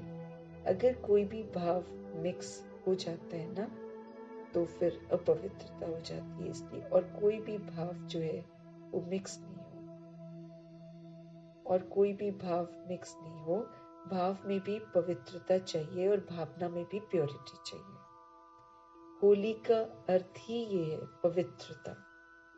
अपवित्रता को जलाना, इसलिए पहले जलाते हैं, फिर मनाते हैं, फिर पवित्र बनकर संस्कारों का मिलन करते हैं। तो होली का अर्थ ही है, पहले जलाओ, फिर उसको मनाओ। फिर बाहर वाले तो गले मिलते हैं, लेकिन यहाँ आपको क्या करना है? यहाँ आपको संस्कारों को मिलाना। तो पहले हम बुराइयों को, कमी कमजोरियों को योग अग्नि में जलाते हैं, फिर हम सेलिब्रेट करते हैं, फिर हम प्योर बनकर संस्कारों को मिलाते हैं। संस्कार मिलन ये बहुत जरूरी है ना। संस्कार मिलन बनाते हैं। तो होली का अर्थ ही है कि पहले जलाना है, फिर मनाना है। बाहर वाले तो क्या करते, गले मिलते हैं। यहाँ गले नहीं मिलना है, यहाँ संस्कारों का मिलन करना है। यही मंगल मिलन है। संस्कारों का मिलन करना मतलब मंगल मिलन। तो ऐसी होली मनाई या सिर्फ डांस कर लिया? क्या किया? गुलाब जल डाल दिया। गुलाब जल डालते ना, तो भगवान पूछ रहे हैं क्या किया? मंगल मिलन मनाना है। जैसी होली प्रभु चाहते हैं वैसी हमने मनाई या सिर्फ डांस कर लिया, गुलाब जल डाल दिया? वो भी अच्छा है, खूब मनाओ। बाबा कहते हैं जब बाप दादा गुलाब जल डालते हैं तो बाद में सब गुलाब जल ही डालते हैं ना। तो भगवान कहते चलो वो भी अच्छा है, खूब मनाओ। बाप दादा खुश होते हैं, गुलाब जल भले डालो, डांस भले करो, लेकिन सदा डांस करो। अगेन हमको समझना है, भगवान स्थूल डांस नहीं कहते हैं। अति सूक्ष्म मन जो है ना, खुशियों में जब नाचता है वो मन दिखाई थोड़ी देता है, लेकिन उसकी जो सेटिस्फैक्शन है, जो कंटेंटमेंट है, वो आव भाव में नजर आती है। तो वैसा वाला डांस करना, बाकी शोर शराबा वाला जो दुनिया करती है वो हमको नहीं करना है। सेलिब्रेट करो, भगवान कहते, अगर करते हो ऐसा सेलिब्रेशन। प्रजापिता ब्रह्मा नहीं करते थे। अगर हमको बाप समान बनना है तो फिर हमें बाप को देखना है। बाकी राजधानी है, पूरी वैरायटी सोल्स हैं, वैरायटी मर्तबे हैं। जो फिर जैसा करता है वो फिर वैसा ही मर्तबा प्राप्त करता है। हमको फॉलो ब्रह्मा बाप करना है। तो न मातेश्वरी और न प्रजापिता ब्रह्मा, ये लोग इस तरह का सेलिब्रेशन नहीं करते थे। बाप दादा खुश होते हैं, गुलाब जल भले डालो, डांस भले करो, लेकिन सदा डांस करो। तो सदा डांस मतलब थोड़ी उछलते कूदते रहेंगे। मैंने बी ऑलवेज हैप्पी। संस्कार मिलाओ, प्रभु की शिक्षाओं को अमल में लाओ। जैसे कल बाबा ने बोला ज्ञान डांस है ना। ज्ञान को जब हम समझते हैं, उसकी गहराइयों में जाते हैं, फिर प्रभु और स्पष्टीकरण करते हैं, दैट इज ज्ञान डांस। तो यहाँ हर चीज सूक्ष्म है, स्थूल रूप नहीं है। दुनिया में उसको स्थूल रूप में मनाते हैं। सिर्फ 5-10 मिनट की डांस नहीं, 1-2 में गुणों का वाइब्रेशन फैलाना, ये गुलाब जल डालना है। अब वो तो स्थूल वाला गुलाब जल डालते हैं ना, लेकिन भगवान हमको स्पष्ट करते हैं कि हमको करना क्या चाहिए। 1-2 में गुणों का वाइब्रेशन फैलाना है। जब हम गुणों के वाइब्रेशन फैलाते हैं, जब हम गुणों को व्यवहार में लाते हैं, जो दैवी गुण है ना, जब हम उनको व्यवहार में लाते हैं, इसको कहते हैं गुलाब जल डालना। दुनिया वाला गुलाब जल नहीं। भगवान कहते हैं 1-2 को जब हम गुणों का सहयोग, क्योंकि ये जो दैवी गुण का सहयोग है ना, ये सुख देता है सबको।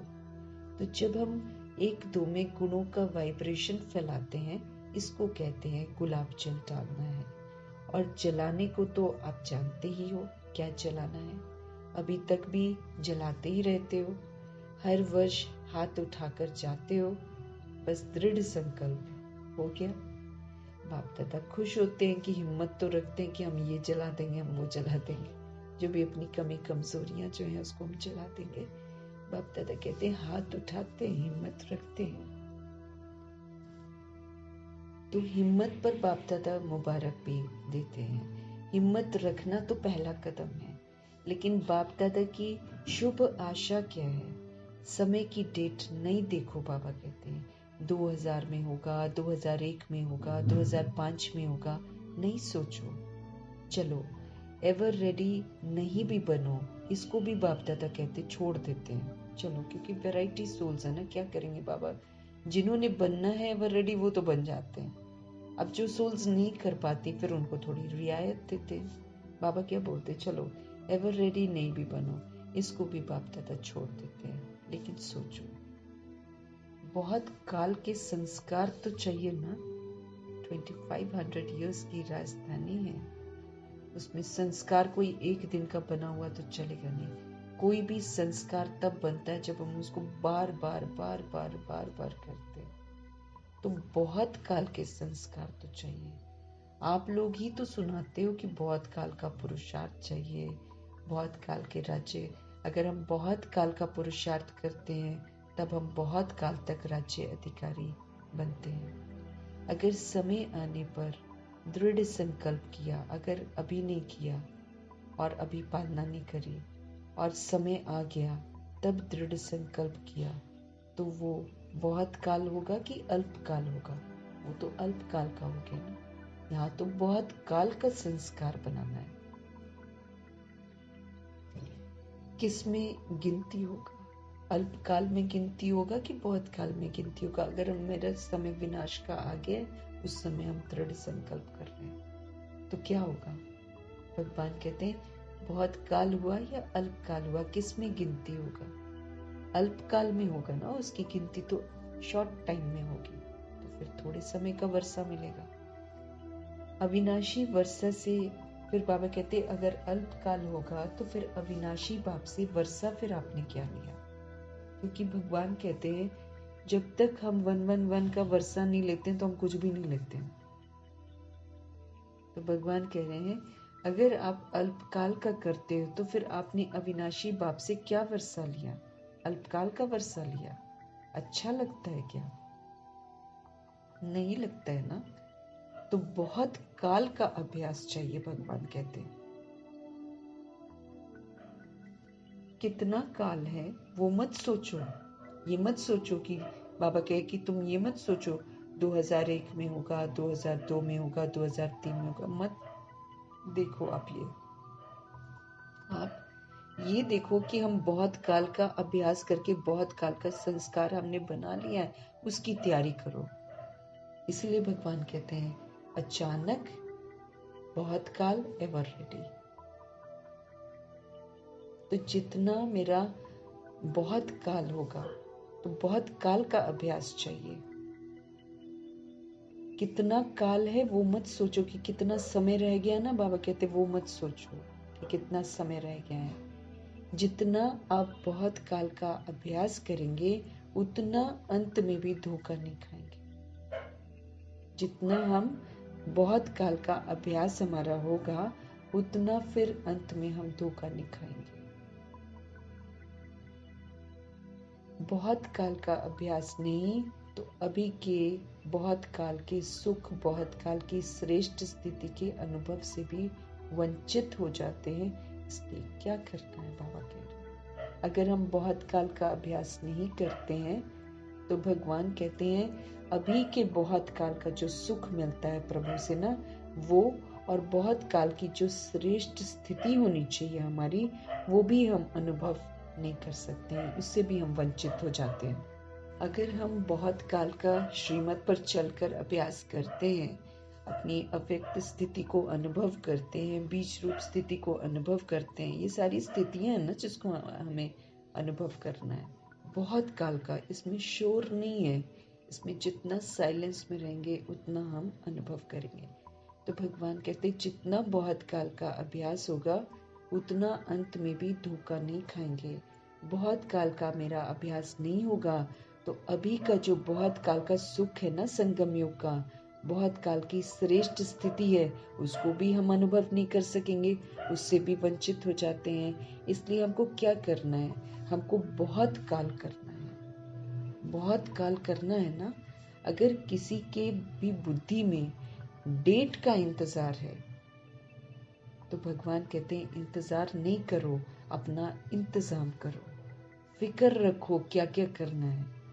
विक्रम विनाश करने हैं, जितने भी दैवी संस्कार हैं, जितने भी दैवी गुण हैं, उसको बहुत काल तक यूज करना है। इसलिए भगवान हम आत्माओं को बोलते हैं हमेशा शुभ भावना, शुभ कामना, समर्थ सोचो, इससे मेरा बहुत काल का संस्कार अच्छा बनेगा।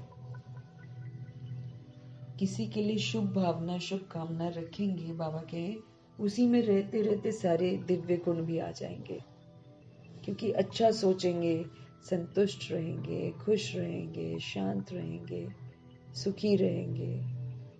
बहुत काल का अभ्यास चाहिए बाबा के, तब जाकर हमारी स्थिति जो है वो श्रेष्ठ होगी और फिर अभी भी हम बहुत काल का सुख अनुभव करेंगे। तो बहुत काल का अभ्यास नहीं तो अभी के बहुत काल के सुख, बहुत काल की श्रेष्ठ स्थिति के अनुभव से भी वंचित हो जाते हैं। इसलिए प्रभु पूछ रहे हैं क्या करना है? बहुत काल करना है।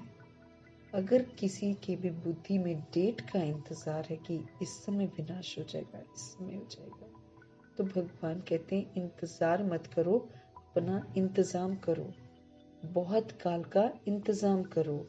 डेट को भी आपको ही तो लाना है, समय तो अभी भी एवर रेडी है, कल भी हो सकता है। समय का क्या है? भगवान कहते हैं वो तो अभी भी एवर रेडी है और कल भी हो सकता है, लेकिन समय आपके लिए रुका हुआ है। आप संपन्न बनो तो समय का पर्दा अवश्य हटना ही है, समय समाप्ति तो होनी है, लेकिन भगवान कहते हैं आप तो संपन्न बन जाओ ना।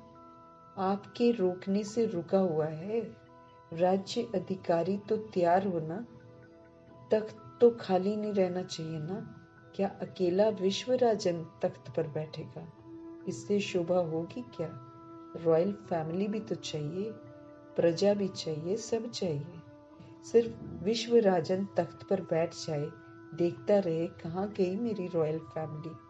इसलिए बाप दादा की एक ही शुभ आशा है कि सभी बच्चे, चाहे वो नए हों चाहे वो पुराने हों, जो भी अपने को ब्रह्मा कुमार, ब्रह्मा कुमारी कहलाते हैं, चाहे मधुबन निवासी हैं, चाहे विदेश निवासी हैं, चाहे भारत निवासी हैं, हर एक बच्चा बहुत काल का अभ्यास करके बहुत काल के अधिकारी बने।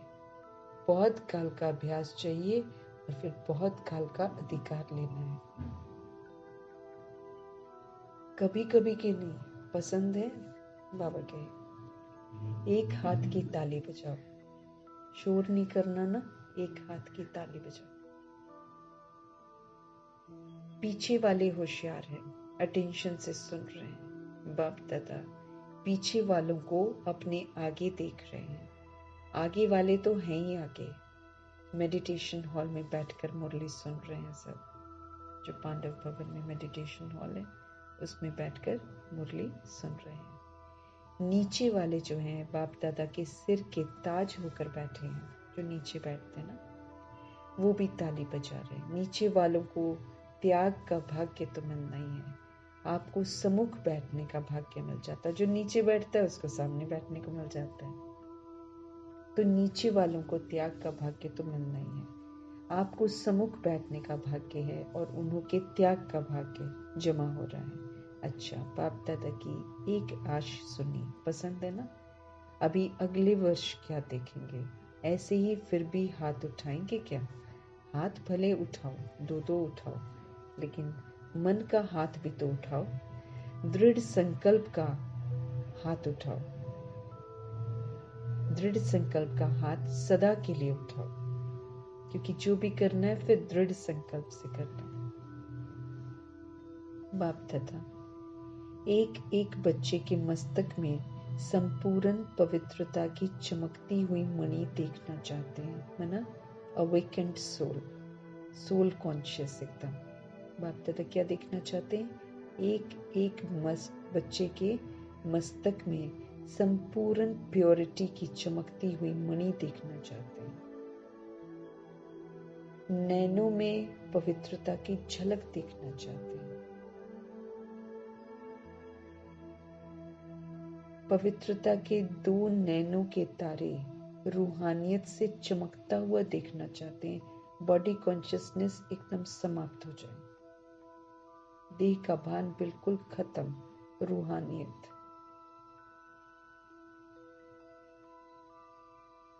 तो रूहानियत से चमकता हुआ देखना चाहते हैं।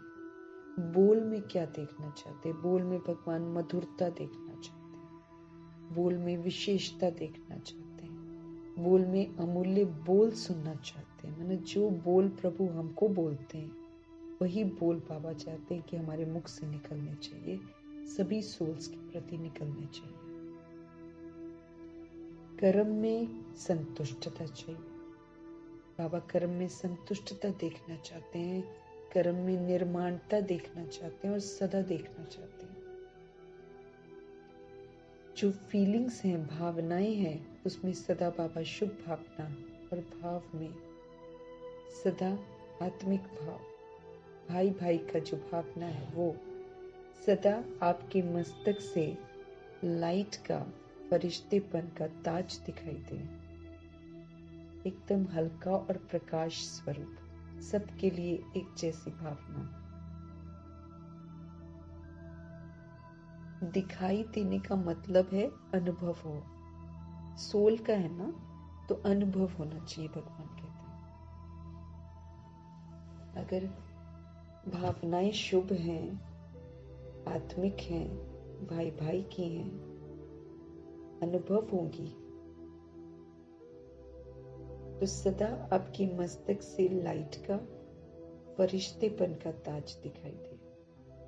दिखाई देने का मतलब है अनुभव होना चाहिए। ऐसे सजे सजाए बाबा मूर्त देखना चाहते हैं, और ऐसी मूर्त जो है वही श्रेष्ठ पूज्य बनेगी। जो इस विधि से अपने आप को बनाएगी वही पूजनीय बनेगी। वो तो आपके जड़ चित्र बनाएंगे, लेकिन बाप चैतन्य चित्र देखना चाहते हैं। कहते भक्ति में तो चलो जड़ चित्र बनते हैं, लेकिन भगवान वो जड़ चित्र जो बनते हैं ना, उसका चैतन्य चित्र यहाँ पर देखना चाहते हैं। और वो चैतन्य चित्र के लिए बाप दादा स्पष्ट करते हैं कि बाप दादा की चाहना क्या है। उनकी चाहना है एक एक बच्चे के मस्तक में संपूर्ण पवित्रता की चमकती हुई मणि देखना चाहते हैं। नैनों में प्रभु पवित्रता की झलक देखना चाहते हैं। पवित्रता के 2 नैनों के तारे रूहानियत से चमकते हुए देखना चाहते हैं। बोल में प्रभु मधुरता, विशेषता, अमूल्य बोल सुनना चाहते हैं। कर्म में भगवान संतुष्टता देखना चाहते हैं, निर्माणता देखना चाहते हैं। भावना में सदा शुभ भावना देखना चाहते हैं, और भाव में सदा आत्मिक भाव, भाई भाई का भाव, सदा आपके मस्तक से लाइट का, फरिश्तेपन का ताज दिखाई दे। दिखाई देने का मतलब है अनुभव हो। ऐसे सजे सजाए मूर्त प्रभु देखना चाहते हैं, और ऐसी मूर्त ही श्रेष्ठ पूज्य बनेगी। भगवान कहते वो तो जड़ चित्र बनाएंगे भक्ति मार्ग में, लेकिन भगवान इस समय चैतन्य चित्र देखना चाहते हैं। हम आत्माओं को इसी शरीर में रहते हुए देखना चाहते हैं कि हम इस तरीके के जो है ना पूजनीय मूर्त आचरण में बन जाए, चैतन्य में, एकदम लिविंग में देखना चाहते हैं। हमारे मनसा वाचा कर्मणा की पवित्रता देखना चाहते हैं। हमारी निराकारी स्थिति देखना चाहते हैं। वो चमकता हुआ सोल कॉन्शियसनेस वाली मणि को देखना चाहते हैं। अवेकेंड सोल को देखना चाहते हैं। वो देखना चाहते हैं कि ये जो आईज है, इससे जब हम देखें तो रूहानियत दिखाई दे। वो कब होगी? जब हम खुद को रूह समझकर रूहों को देखेंगे, देह को देखना बंद कर देंगे, तो रूहानियत की चमक देखना चाहते हैं। बोल जब भी हम बोलें तो वो हमारे बोल में मधुरता देखना चाहते हैं, सुनना चाहते हैं, मधुरता सुनना चाहते हैं, विशेषता सुनना चाहते हैं, अमूल्य बोल सुनना चाहते हैं। ऑर्डिनरी कुछ नहीं चाहते भगवान। कर्म में संतुष्टता हो, निर्माणता हो, किसी भी तरीके का मान नहीं चाहिए, सबसे संतुष्ट और सदा ही देखना चाहते हैं। हमारी जो फीलिंग्स है उसमें भगवान शुभ भावना देखना चाहते हैं, और जो भाव है उसमें आत्मिक भाव देखना चाहते हैं। भाई भाई की दृष्टि, भाई भाई की भावना देखना चाहते हैं। तो आपके मस्तक से लाइट का, फरिश्तेपन का ताज दिखाई दे। दिखाई देने का मतलब है कि अनुभव होना चाहिए। ऐसे सजे सजाए मूर्त देखना चाहते हैं, और ऐसी मूर्त ही श्रेष्ठ पूज्य बनेगी। वो तो आपके जड़ चित्र बनाएंगे, मीठे बाबा कहते हैं, लेकिन बाबा संगम युग में हम आत्माओं का चैतन्य चित्र देखना चाहते हैं। अच्छा, चारों ओर के सदा बाप दादा के साथ जो रहते, सदा जो बाप दादा के साथ रहते हैं, समीप के जो सदा के साथी हैं, सदा बहुत काल के पुरुषार्थ के द्वारा बहुत काल का संगम युगी अधिकार प्राप्त करते हैं, भविष्य राज्य अधिकार प्राप्त करने वाले हैं।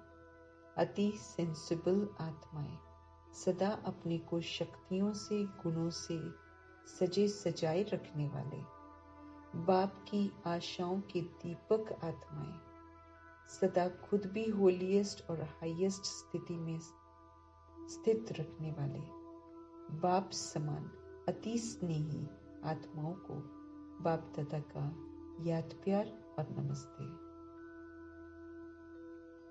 सर्व विदेश व देश में दूर बैठे हुए भी सम्मुख अनुभव करने वालों को बाप दादा का बहुत बहुत बहुत याद प्यार।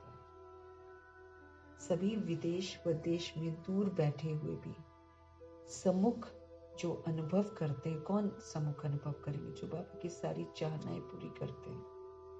तो सम्मुख अनुभव करने वालों को बाप दादा का बहुत बहुत बहुत याद प्यार। आज का सतगुरु का वरदान,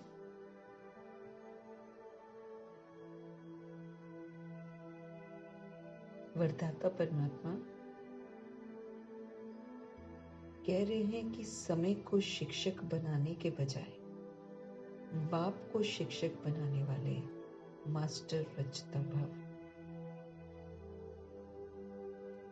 समय तो सबको सिखाएगा, एंड में जो नहीं सीख रहे हैं सबको सिखाएगा और सबको बनाएगा भी, सजा देगा। लेकिन भगवान हम आत्माओं को कहते हैं कि आप समय को शिक्षक मत बनाओ, उसकी जगह बाप को शिक्षक बनो।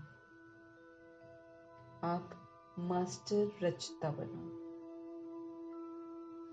कई बच्चों को सेवा का उमंग है, लेकिन वैराग वृत्ति का अटेंशन नहीं है, इसमें अलबेलापन है। सेवा तो चलो स्थूल सेवा बहुत करते हैं, भगवान कहते हैं, उसका उमंग उत्साह है, लेकिन वापस मेरे को घर जाना है, मुझे इधर आकर्षित नहीं होना है। करावनहार परमपिता परमात्मा सेवा करा रहे हैं, मुझे निमित्त बनकर करना है, कहीं भी फंसना नहीं है। और ये नहीं कि इसी में रम जाना है कि बस उठे, अमृत वेला किया, मुरली हो गई, फिर दिनचर्या हो गई, फिर भोजन हो गया, फिर दोपहर में 2 से 4 आराम कर लिया, फिर शाम हो गई, फिर मुरली चला ली, फिर थोड़ा सा योग लगा लिया, फिर खाना वाना खाया, सोया। ये हमारी रूटीन नहीं है। तो भगवान कहते कई बच्चों को सेवा का उमंग है, लेकिन वैराग वृत्ति का अटेंशन नहीं है। ये हमारे अंदर वैराग आना चाहिए, क्योंकि यही वाइब्रेशंस फैलेंगे तो दुनिया को भी वैराग आएगा, वो भी वापस घर चलने के लिए तैयार होंगे। तो कई बच्चों को सेवा का उमंग है, प्रभु देखते हैं, लेकिन जो वैराग वृत्ति होनी चाहिए उसका अटेंशन नहीं है, उसमें अलबेलापन है। क्या कहेंगे? चलता है, होता है, हो जाएगा, समय आएगा तो ठीक हो जाएगा सब। ऐसा सोचना अर्थात समय को अपना शिक्षक बनाना, फिर तो समय सजाओं के द्वारा बनाएगा। समय नहीं है, बहुत काल का संस्कार चाहिए, भगवान कहते हैं। बच्चे बाप को भी दिलासा देते हैं। बच्चे क्या करते हैं? बाप को भी दिलासा देते हैं, आप फिक्र नहीं करो। अब भगवान को ओना रहता है भगवान को ओना रहता है कि हम जल्दी जल्दी करें, ये करें, वो करें, क्योंकि उनको दिखाई देता है कितना कुछ करना है। लेकिन भगवान कहते हैं, बाप को भी दिलासा देते हैं, फिक्र नहीं करो, समय पर सब ठीक हो जाएगा, कर लेंगे, आगे बढ़ जाएंगे। लेकिन आप मास्टर रचता हो, समय तो आपकी रचना है, तो मास्टर रचता का शिक्षक बने या शुभ, ये थोड़ी शोभा देता है कि जो मास्टर रचता है, रचना जो है वो मास्टर रचता का शिक्षक बने, ये तो नहीं शोभता। समय तो रचना है ना, तो रचना और हम सब कौन है? मास्टर रचता। तो भगवान कहते हैं रचना मास्टर रचता का शिक्षक बने, ये तो शोभा नहीं देता।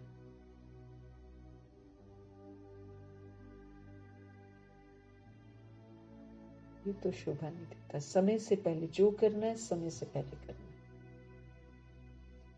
न हमें खुद को दिलासे देने कि हो जाएगा, कर लेंगे। नहीं, फिक्र जैसे शुरू की सोल्स को कितनी फिक्र थी। मातेश्वरी और प्रजापिता ब्रह्मा ने कितना अपना अटेंशन रखकर पूरा पुरुषार्थ किया। दादियों को कितनी फिक्र थी कि हमको धर्मराजपुरी में नहीं जाना।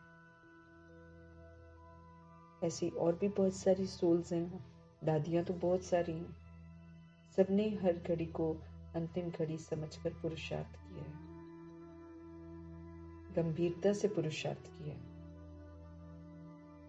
तो भगवान कहते हैं आप तो मास्टर रचता हो, समय तो आपकी रचना है।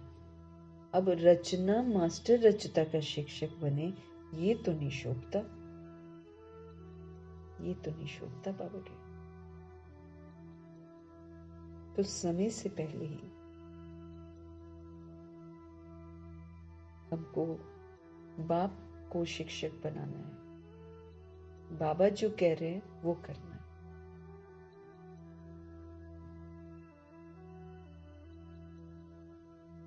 बाप को शिक्षक बनाने वाला मास्टर रचता भव का वरदान प्राप्त करना है। समय के लिए वेट नहीं करना है, समय से पहले करना है, उसकी प्राप्तियां होंगी। स्लोगन है, शिव पिता परमात्मा की पालना हमको मिलती है, ब्रह्मा माँ की भी पालना मिलती है। तो बाप की पालना का रिटर्न, बाप की पालना अद्भुत पालना है। इसका रिटर्न क्या है? स्व को और सर्व को परिवर्तन करने में सहयोगी बनो। अगर हम प्रभु की पालना, जो प्रभु हमारी पालना करते हैं, अगर हम उनकी पालना का रिटर्न देना चाहते हैं, रिटर्न तो हमको देना ही पड़ेगा। वो तो अव्यक्त बाप दादा ने बोला है, तुम जितना मेरे से मेहनत ले रहे हो बच्चे, उतना तुमको रिटर्न करना ही पड़ेगा। हिसाब बनता जा रहा है ना, तो उसका रिटर्न जो है वो ड्रामा लेता है, प्रकृति लेती है, तो रिटर्न देना पड़ेगा। लेकिन अभी क्या है कि बाप की पालना जो हमें मिलती है, अगर हमें रिटर्न देना है उसका, तो फिर भगवान कहते अपने को और सभी को परिवर्तन करने में सहयोगी बनो। हमारे परिवर्तन से सबका परिवर्तन होगा, हम ही पर डिपेंडेंट है। द्वापर युग और कलयुग की आत्माएं, हम आत्माओं के परिवर्तन पर निर्भर है। हमारे में परिवर्तन होगा, आत्मा में परिवर्तन होगा, तो फिर जो है सर्व का परिवर्तन हो जाए। तो ये बहुत बड़ी जिम्मेवारी है। और जब हम ये करते हैं माना हम प्रभु की पालना का रिटर्न दे रहे हैं, फिर हम सजाओं से बच जाएंगे, फिर हमें किसी भी तरीके का कोई सेक नहीं लगेगा।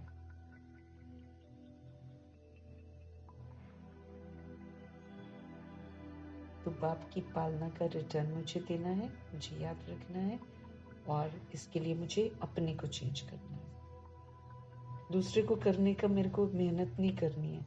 मेरा चेंज होने से, बाबा ने उस दिन भी कितने अच्छे से 2-3 बार बोला है, अपने स्व परिवर्तन के वाइब्रेशन फैलाओ, उससे विश्व का परिवर्तन हो जाएगा। क्योंकि हम द्वापर युग और कलयुग की आत्माओं को जाकर कोर्स थोड़ी कराएंगे, ना वो करेंगे और ना हम करवा पाएंगे। लेकिन मेरा जो चेंज हो जाएगा, मैं जब चेंज हो जाऊंगी, मैं जब सोल कॉन्शियस हो जाऊंगी, मैं जब दिव्य आत्मा बन जाऊंगी, तो दिव्यता और सत्यता जो है ना, ये अपने आप प्रत्यक्ष होगी। ये जो सत्यता और दिव्यता है, इसकी वाइब्रेशंस अपने आप चारों तरफ फैलेंगे। जैसे हम बिगड़े थे, हमारे बिगड़े हुए वाइब्रेशन फैले, तो सारे लोग आकर बिगड़ा हुआ वाइब्रेशन कैच करके वैसे बिहेव करने लग गए। ऐसे ही जब हम सुधर जाएंगे, और सच में सुधर जाएंगे, जैसे कि बाबा ने अभी स्पष्ट किया है, अनुभव होना चाहिए। कितना ना विशेष ध्यान खिंचवाया प्रभु ने कि वो हमसे क्या चाहते हैं और क्या देखना चाहते हैं। कितना स्पष्टीकरण किया है भगवान ने।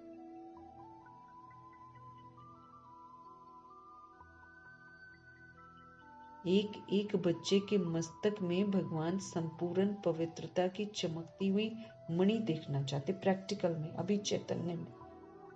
नैनों में पवित्रता की झलक, पवित्रता के 2 नैनों के तारे रूहानियत से चमकता हुआ देखना चाहते। मुझे रूह दिखाई दे बस। और रूहानियत मीन्स सतोगुणी क्वालिटीज। क्योंकि एंड में बाबा ने क्या बोला, अजामिल जैसा पापी भी खड़ा हो और पवित्र आत्मा साथ में खड़ी हो। जो हम पवित्र आत्मा के लिए जो मेरी फीलिंग्स होनी चाहिए ना, वही अजामिल के लिए भी होनी चाहिए। इतना रूहानियत मेरे नैनों में आ जाए कि मुझे उसका बुराई दिखाई न दे, मुझे वो रूह दिखाई दे। ये मेरा पेपर होना है, एंड में हमारे पेपर होने हैं। अव्यक्त बाप दादा की एक मुरली में आया है, अंत में आपकी दृष्टि जो है वो अजामिल जैसे पापी के लिए, और उसके लिए जो फीलिंग्स होंगी ना, वो बिल्कुल वैसी होनी चाहिए जैसा एक प्योर सोल के लिए फीलिंग है। ये अंतिम पेपर है हमारे जो होने, क्योंकि सारी जो अवस्था होगी दुनिया की, वो बड़ी अस्त व्यस्त होगी। उसमें अगर हम किसी के कर्मा देखेंगे जो हमने कभी सोचे भी नहीं थे, तो हम तो विचलित होते जाएंगे। लेकिन अगर हम रूहानियत से संपन्न हो जाएंगे, फिर हमें वो रूह ही नजर आएगी। बोल में प्रभु मधुरता दे सुनना चाहते हैं। अब बोल में प्रभु विशेषता सुनना चाहते हैं कि हम सबकी विशेषताओं को सुनाएं। आप विशेष आत्मा हो, आप ऐसी आत्मा, एप्रिसिएशन दे सुनना चाहते हैं भगवान। अमूल्य बोल सुनना चाहते हैं, जो प्रभु हमारे लिए बोलते हैं, वो बोल हम दूसरी सोल्स के लिए बोले, ये देखना चाहते हैं, सुनना चाहते हैं। तो बोल में मधुरता, बोल में प्रभु विशेषता देखना चाहते हैं, बोल में प्रभु अमूल्य बोल सुनना चाहते हैं। अब हम आत्माओं से कर्म में वो देखना चाहते हैं, संतुष्टता होनी चाहिए, दूसरी सोल संतुष्ट हो जाए। कोई कुछ भी करे, हम संतुष्ट रहकर उसको संतुष्टता का सहयोग दें। निर्माणता देखना चाहते हैं, किसी भी तरीके की मान नहीं, इच्छा नहीं, लेकिन कंस्ट्रक्टिव वर्क हम करें जिससे किसी को फायदा हो। तो संतुष्टता, निर्माणता सदा देखना चाहते हैं। फिर हमारी जो फीलिंग्स हैं उसमें शुभ भावना देखना चाहते हैं। हमारे जो इंटेंशंस होते हैं, जो भाव होते हैं, उसमें वो आत्मिक भाव देखना चाहते हैं। ये सीजन मुरलियों में भी ना काफी समय से भगवान इस पर बड़ा ध्यान खिंचवाते हैं, आत्मिक भाव और कल्याणकारी भावना। ये आएगी तभी हम सुधरेंगे। फिर मस्तक से लाइट का, फरिश्तेपन का ताज दिखाई दे, अनुभव हो सभी को। ऐसे भगवान सजी सजाई मूरत अभी चैतन्य में देखना चाहते हैं। संगम युग में जो ऐसे बनते हैं वही फिर पूजे जाते हैं। जड़ चित्र उनके पूजे जाते हैं। भगवान कहते हैं दुनिया तो जड़ चित्र बनाएगी तुम्हारे, लेकिन बाप आपका भी इसी बॉडी में चैतन्य चित्र देखना चाहते हैं। और चैतन्य चित्र की कितनी खूबसूरत बातें बता रखी है भगवान ने, प्रैक्टिकल में देखना चाहते हैं।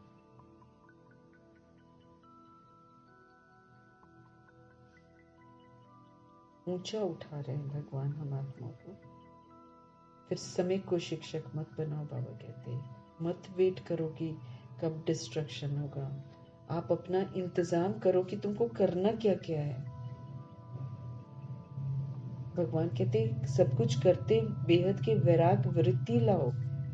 मेरा मन उठ जाना चाहिए यहाँ इस दुनिया से, तब तो दूसरी सोल्स का भी उठेगा। हम इसको पकड़ कर रहेंगे, इसमें जीना है, इसमें ये करना है, इसमें ये एंजॉय करना है, इसमें वो करना, वो तो फिर हम कलयुग के साथ चिपके हुए हैं। तो मेरी वजह से फिर दुनिया भी चेंज नहीं हो रही है। ये बहुत बड़ी जिम्मेवारी है।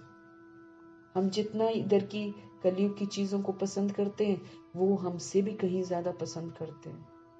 यहाँ तो बेहद का वैराग चाहिए।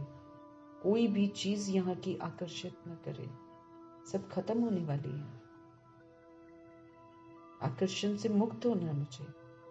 भगवान कहते इसमें अलबेलापन है। अभी भी बोलते हैं चलता है, होता है, इतना तो चलता है, इतना तो करना ही चाहिए। अभी इतना भी नहीं करे तो फिर कब क्या करे भाई। 2500 वर्ष की राजधानी की तैयारी करा रहे हैं भगवान। संपूर्ण पवित्र बनने की तैयारी करवा रहे हैं भगवान। विनाश की सेक से बचाने की तैयारी करवा रहे हैं भगवान।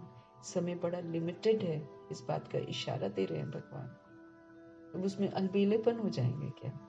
और भगवान कहते हैं खुद तो बोलते ही हैं और साथ में मुझे भी दिलासा देते हैं कि फिक्र मत करो, हम कर लेंगे, एंड में ठीक हो जाएगा, आगे हम बढ़ जाएंगे।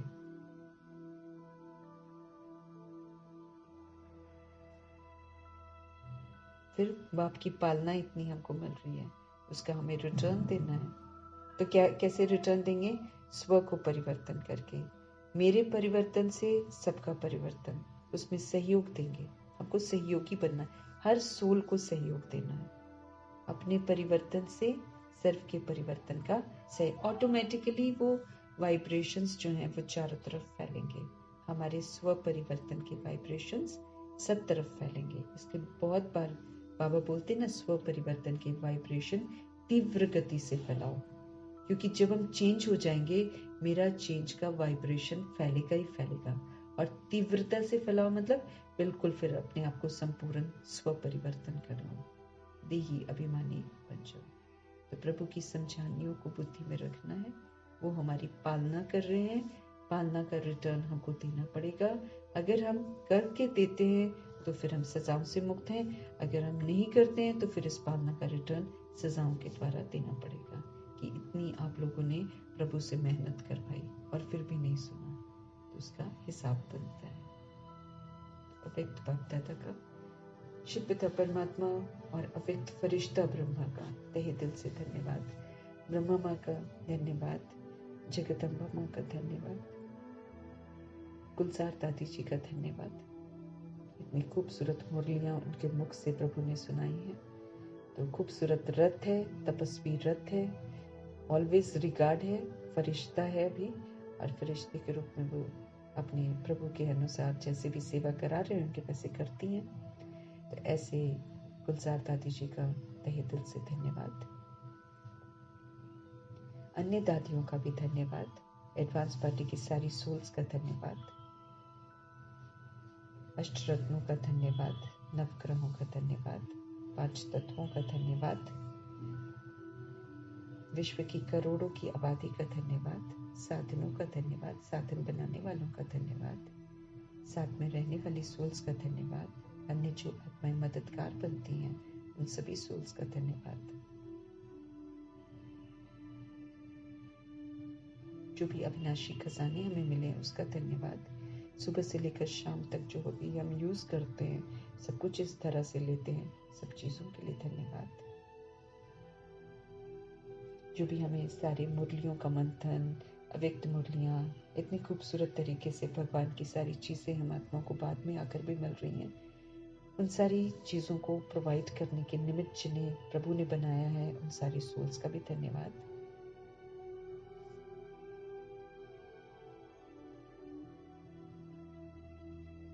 शरीर रूपी इंस्ट्रूमेंट का धन्यवाद। सर्व अविनाशी खजानों के लिए धन्यवाद। पूरे यूनिवर्स के लिए धन्यवाद और आप सभी सोल्स का भी धन्यवाद। ओम शांति।